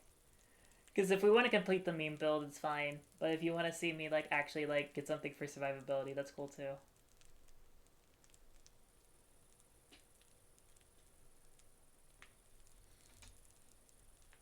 Although, using Azar's abilities might be a little difficult, just because, like, they are kind of mana consuming. Just to combo off of it. And we already have Trisha, who will already require a lot of combo resources, just because of, like, the... oh, what's that ability called? The one that she opens with.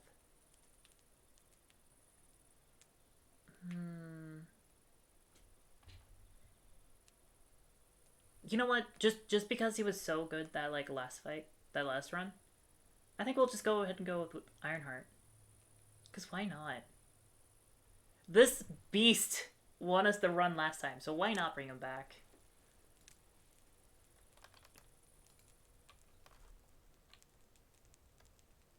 Okay, there we go.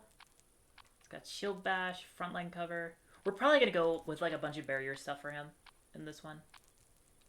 Yeah, Frontline cover again. He's got Shockwave, which deals damage based on barrier. And high energy emission, because that's basically, like, free damage. Ooh. We could use all of our cash for donations. You know what? Yeah, we will. We'll go ahead and use all of it for the bunny box. Just because getting, like, new characters will be pretty nice, just to get them out of the way. And then we'll also go ahead and skill book. So we have Let Me Absorb You, Illusion Strike. That is pretty nice. Engine Burner, High Energy Emission, and Frontline Cover. These two we already have. This one too. We'll go with Illusion Strike since we don't have any of those. As well as just being able to apply another pain debuff is kind of nice.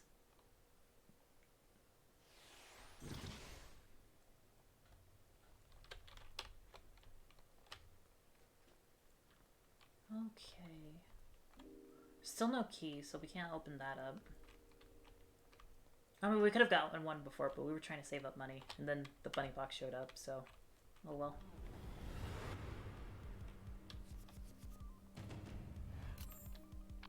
Alright, we're gonna go with, yeah, this ignores taunt. Okay. We'll probably Vigil of Darkness, just essentially get ready. And we'll Frontline cover and stuff like that.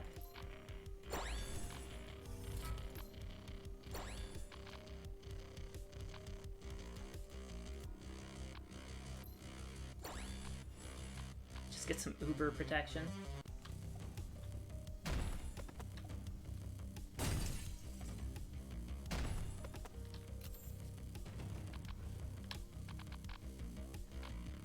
Okay, so we're gonna go with playing with fire.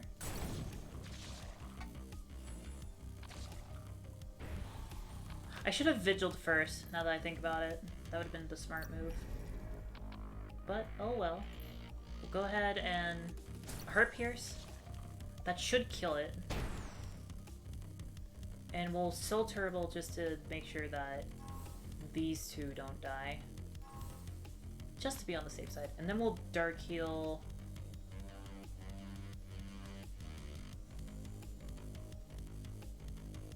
Go ahead and Dark Heal this one, because that means that she'll die next turn.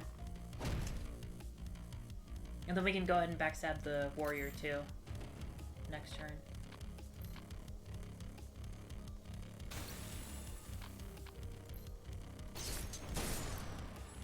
Just go ahead and get him out of the way. Hopefully we get something better than the basic heal. Well, that is better, but we can't actually cast it. And then we'll go ahead and basic attack.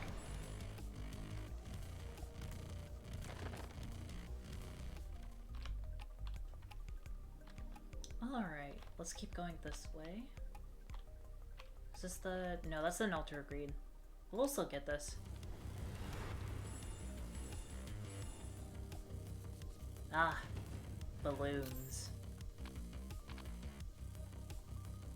I mean, we'll go ahead and get rid of these, just so that they're not in the way later.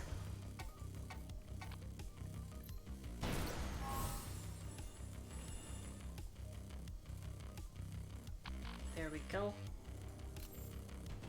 With them out of the way, like, this will make getting rid of these guys a little bit easier. That's a little annoying, but okay.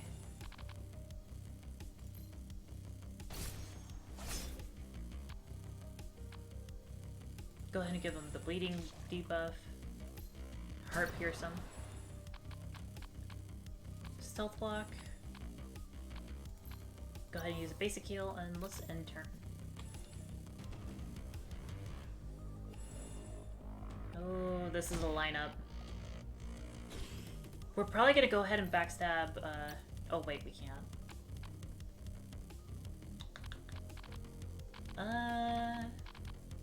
Continuous draw. Maybe I can... Let's Mass Accelerate. Vigil of Darkness. Basic attack. That'll finish them next turn. We'll just save backstab until next turn, because I don't want to waste it on the bumper car.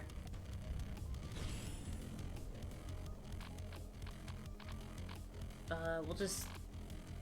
Yeah, we'll go ahead and Fire Ground. Because that's always helpful to apply. So the stun balloon is about to die, which is going to be an issue. We definitely need... Oh, right. He applied... Okay. That's a little annoying. So we'll have to kill this. Go through stun.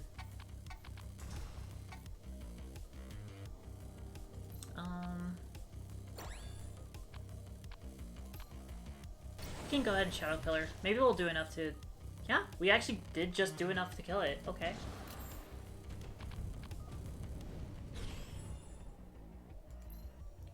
And we'll go ahead and backstab. Get rid of this guy and Dark Heal the balloon.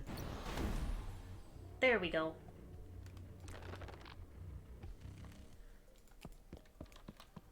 So, let's go ahead and get rid of our bread here. Usually I just find that sacrificing the bread here is just more worthwhile, usually. It's like, the bread's fine, but it's not as helpful as other things. Moon Phase. Let's give this just Charon. That should be good. And then one more bread. We got some gold. Okay. Let's check the map. We can go ahead and go over... Let's go back over here. Because there's some areas that we didn't go to here. Yeah, there's this fight we can go ahead and go into. But let's level up first. I think the big thing is... let's get some more mana. That should be good. Wait, I actually did it, right? No, okay. Alright, now we'll into the fight we go.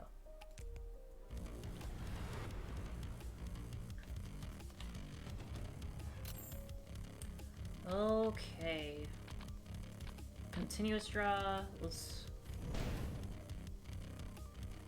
That's nasty. I don't like that. I should have used my terrible before I did that, but oh well. Fire ground. And honestly, what I'm hoping to get is the is that one ability of Trisha's, but it's just not popping up right now. So instead we're gonna go ahead and focus encroachment on the mage. Because she does need to die. She absolutely does, and we'll go ahead and Heart Pierce her too. Because that damage dealing is just... No, we are not dealing with that right now. We'll go ahead and basic protect as well. In turn. We'll go ahead and playing with fire. Well, actually, before we do that, we should do Shadow Slashes.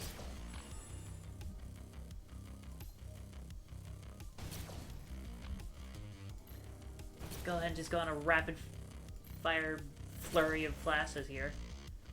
But slashes. Playing with fire. Go ahead and kill all these guys. Stealth block. We'll go ahead and save everything else for later, but we'll go ahead and top off Ironheart and Trisha. Just to make sure no one dies. They all had burning though, which was pretty helpful. That's why, like, that's why Flaming Ground is so good. It is such an amazing ability. And we'll go ahead and just, yeah, let them die. There we go. Yeah, so that's all that's there. We're probably not going to deal with the shop. That's fine. We don't really need anything there. And there's this... Do we really want to give up anything here? I don't think so. I think we're fine. Unless... Well, let's use these for the potions. Maybe there's some of these potions we can get rid of.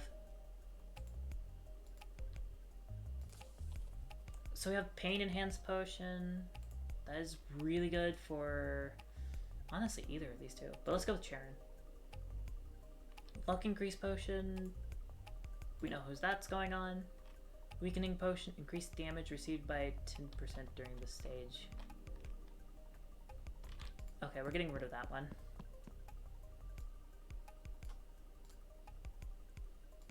Yeah, no, we're not weakening ourselves. And then probably the Potion Transformation. I'm not really effective plan. What is effective plan again? Oh, yeah, I'll take that. That is definitely worthwhile. Okay, we're gonna go over here, travel on down.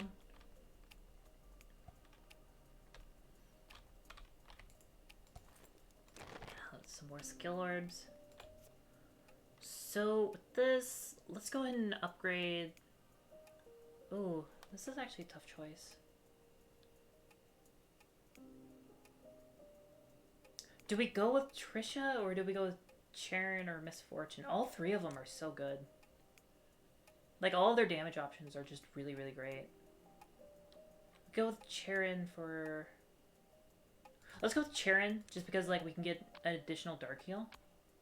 And that would be really helpful for the whole not dying thing.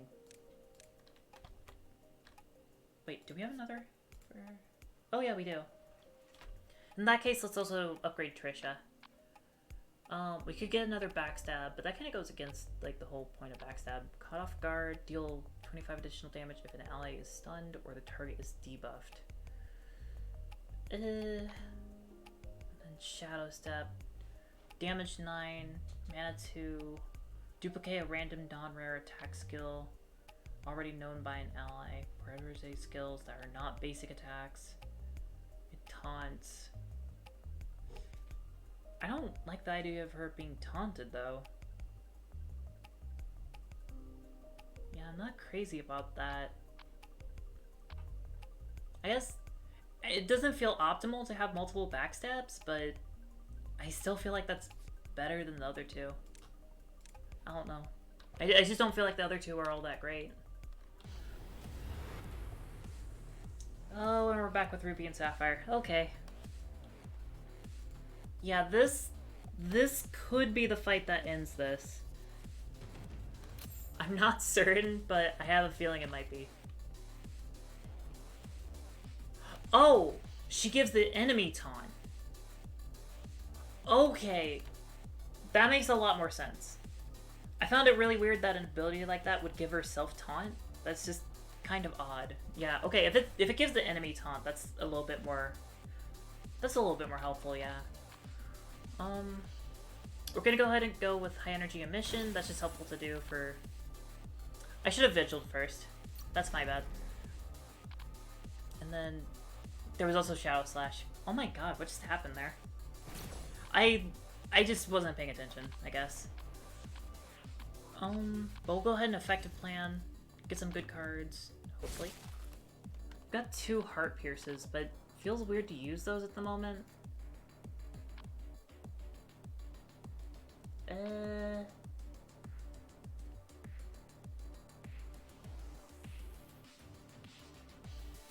Okay, okay. That's really good to know, Zero. Thank you. Yeah, I was wondering about that.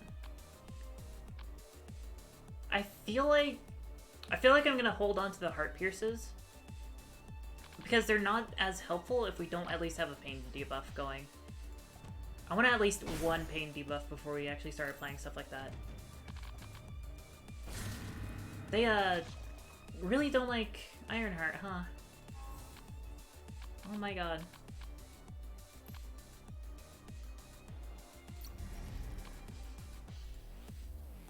Let's exchange this.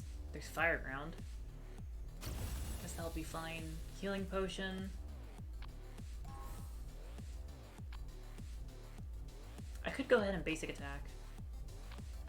Yeah, let me go ahead and basic attack. Just so I can get some encroachment on them. So I can actually start using these. Because it feels like such a waste to use Heart Pierce without, like, actually having those kind of stacks on the enemy. It just feels like such a waste.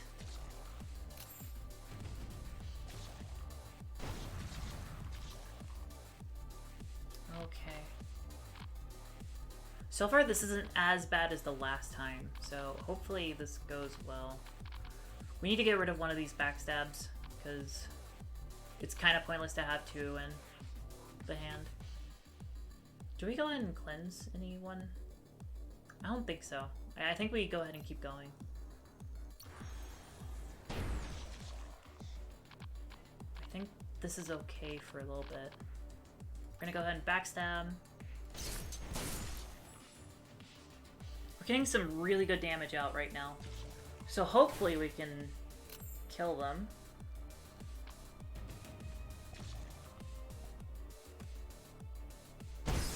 Although this is gonna hurt, yeah.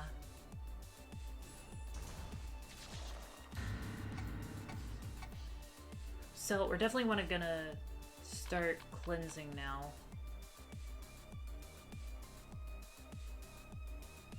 We could sacrifice Ironheart potentially to make this barrier. That would be very helpful. And we're gonna need to cleanse. Let's continuous drop first. And okay, so we're definitely gonna need cleanse Miss Chain, it looks like. So we'll cleanse her. And then it looks like we're gonna frontline cover. Yeah, let's do that just to keep everyone else safe. If Ironheart survives, that's good. But if he dies for this, I think that's worth it, honestly. Yeah, that's okay. We'll basic heal, and then engine burner. And right now she's got 20, 25... She's got 45 damage on her. In 2 turns, they're dead.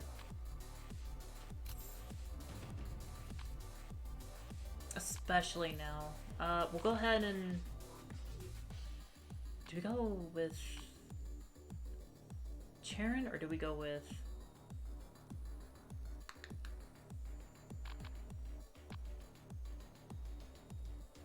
The question is, would either of them be able to get them low enough for...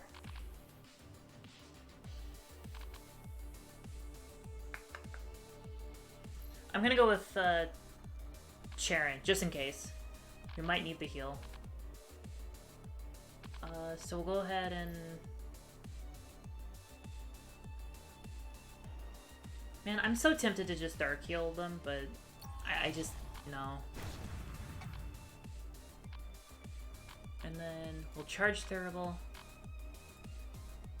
Go ahead and heal this up. And then... yeah, we'll go ahead and Stealth Walk. Get some other stuff. We are not playing with fire. That is a very bad idea. But we'll do Shadow Pillars, because that should kill. Yep, there we go.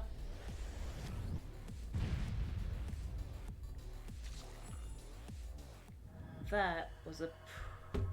that went rather well.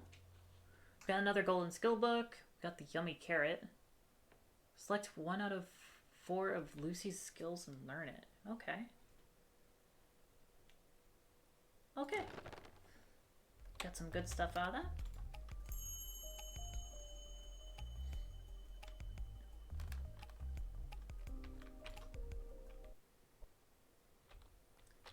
So...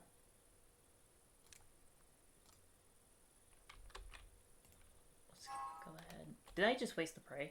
I did just waste the prey. That feels kind of bad. I didn't even know you could waste it like that, but oh well. Let's go ahead and use the golden skill book.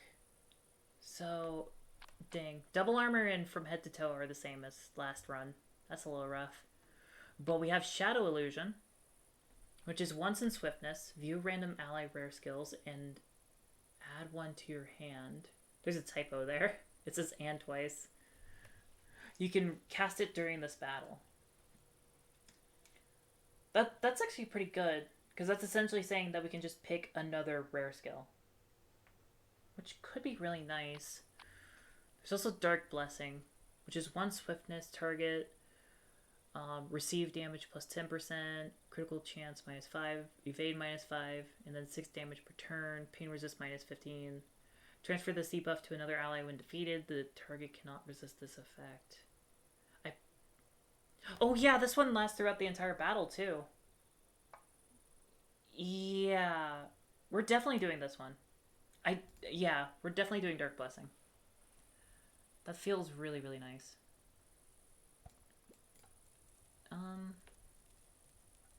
Go ahead and heal up everyone here. We don't have any more bread to use, but we can burn some identification scrolls, because that heals just a little bit. There we go. And we'll also go ahead and put that carrot in there. We'll also donate more money to the bunny box, because why not? I just think it's a good idea, because like more characters means more fun, you know? More things to play around with. Potential, create random skills of a selected ally. Possibilities, view 3 Lucy skills. Encourage. I love the art for Encourage. It's very nice. The other one... we'll go with Possibilities. Yeah. So we are just about at the cutoff time. However, since we're already so far into the run, I'm wanting to at least get through Whitegrave. So we'll see how things go. But we're gonna keep the stream going for a little bit.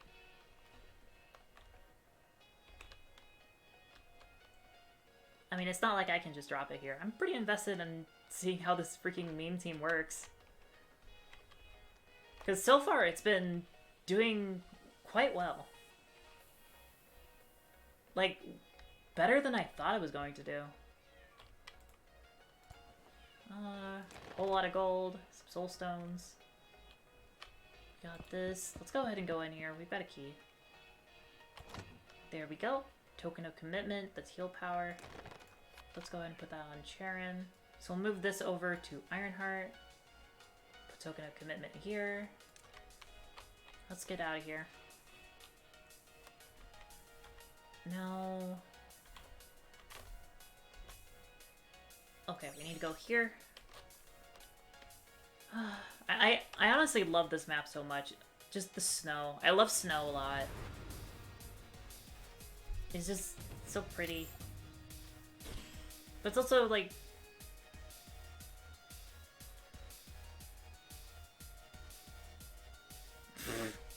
You know, that's a good point. Joey would just complete this entire team. And he would actually be like a really good support too, because like Joey has so much healing. We're gonna go ahead and Dark Blessing. Just get that going. We'll also... Well... We'll go ahead and Vigil of Darkness, play with fire. Do we Heart Pierce too, or do we... Let's Mass Accelerate, because why not? At this rate, why not? Heart Pierce. Frontline cover. Just do it again. And then... we'll save Dark Heal. Keep it.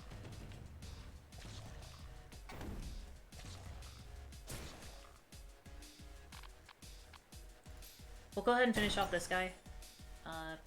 Well, almost. And then we'll go for her. Yeah. And we'll go ahead and Dark Heal Ironheart so that we don't have to worry about him accidentally dying or something.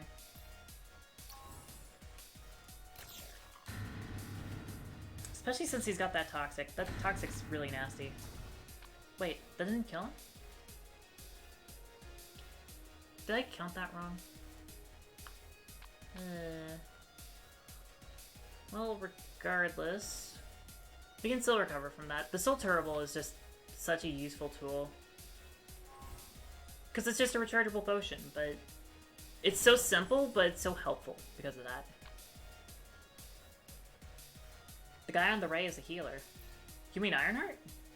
Oh! This... I didn't actually know he had a healing ability. For a second, I actually thought you meant Ironheart. Oh, okay, okay. Yeah, I was wondering about that. But hopefully, that's not quite lethal, but oh well. Dang, okay.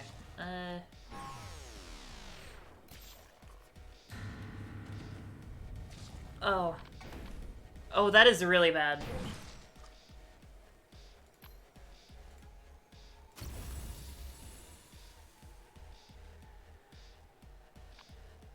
I mean, I can still try to do this. It's just, without Trisha, this is gonna get really, really bad. And then we'll...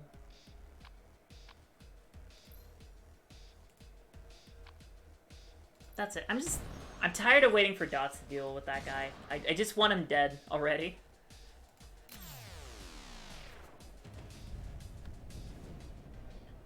Wait a minute, chat, did I have Soul Terrible up before Ironheart died?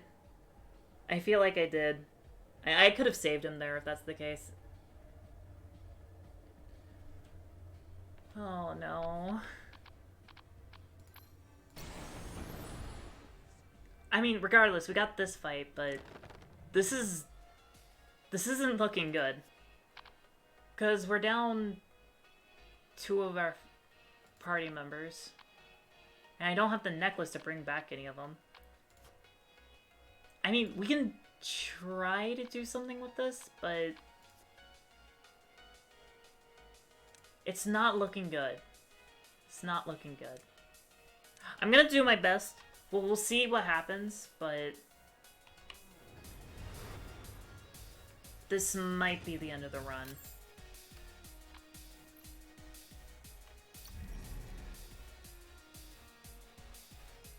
Yeah, exactly. I'd already be down to 3 even if I had a necklace. still.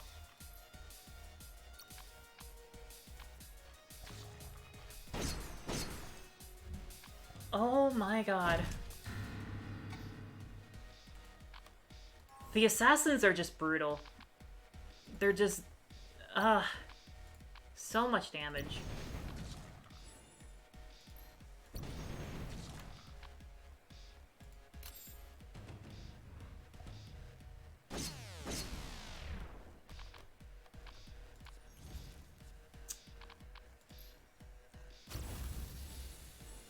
Yeah.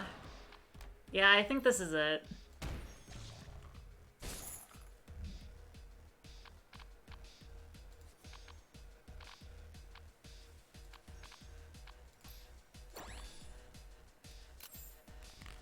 I'm still gonna try to get as far as I can, but... I mean, if I can at least reach the boss, that's something.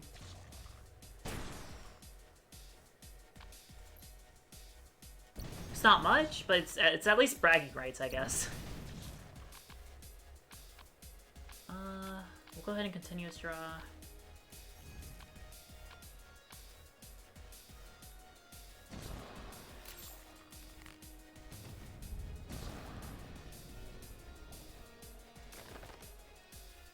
Well, we're just gonna invest everything into Miss Chain at this point. For obvious reasons. Go ahead and go with Fireground.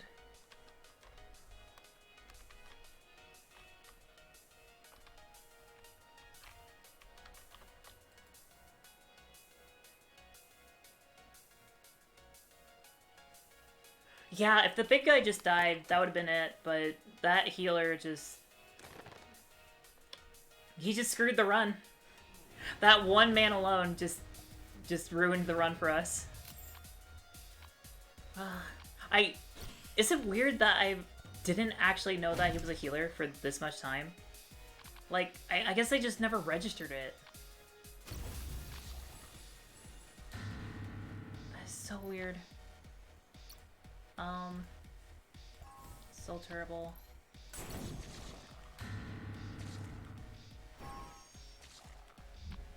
Oh, she endured that. Okay.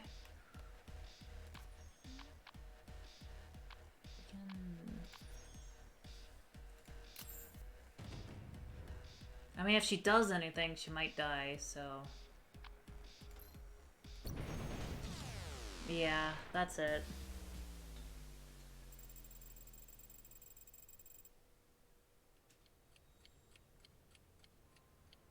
Yeah, that's a good point. Heals don't usually matter too much. At least from the enemy side. That just... it feels kind of bad. We almost reached the boss there. So I'm gonna be doing the lab real quick, and then... Okay, so we're definitely getting Cross of Light. That's pretty good. And then... We don't have enough for anything else. Okay. Well, everyone, I want to thank you so much for coming to my stream. It's been a blast playing through this with you. It was really cool to see the first one go as well as it did. That was definitely interesting. Hopefully, I activated VODs, so hopefully that should be VODed, and I'm really happy about that. I feel like that was just such a cool moment. Yeah. It's just funny how, like, one healer can just mess things up so much. Tricky healer.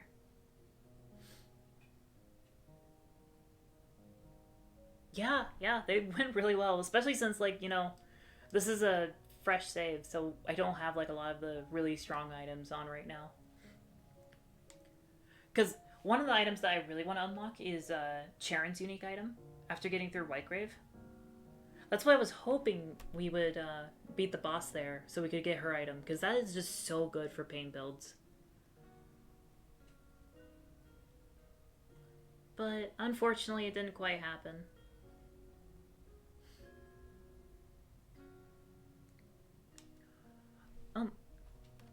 regardless, this will be a regular type of stream. I'll be streaming this every Sunday, so if you guys have had fun, I welcome you to please come back next Sunday. Thank you, and I hope you all have a good night. Bye-bye.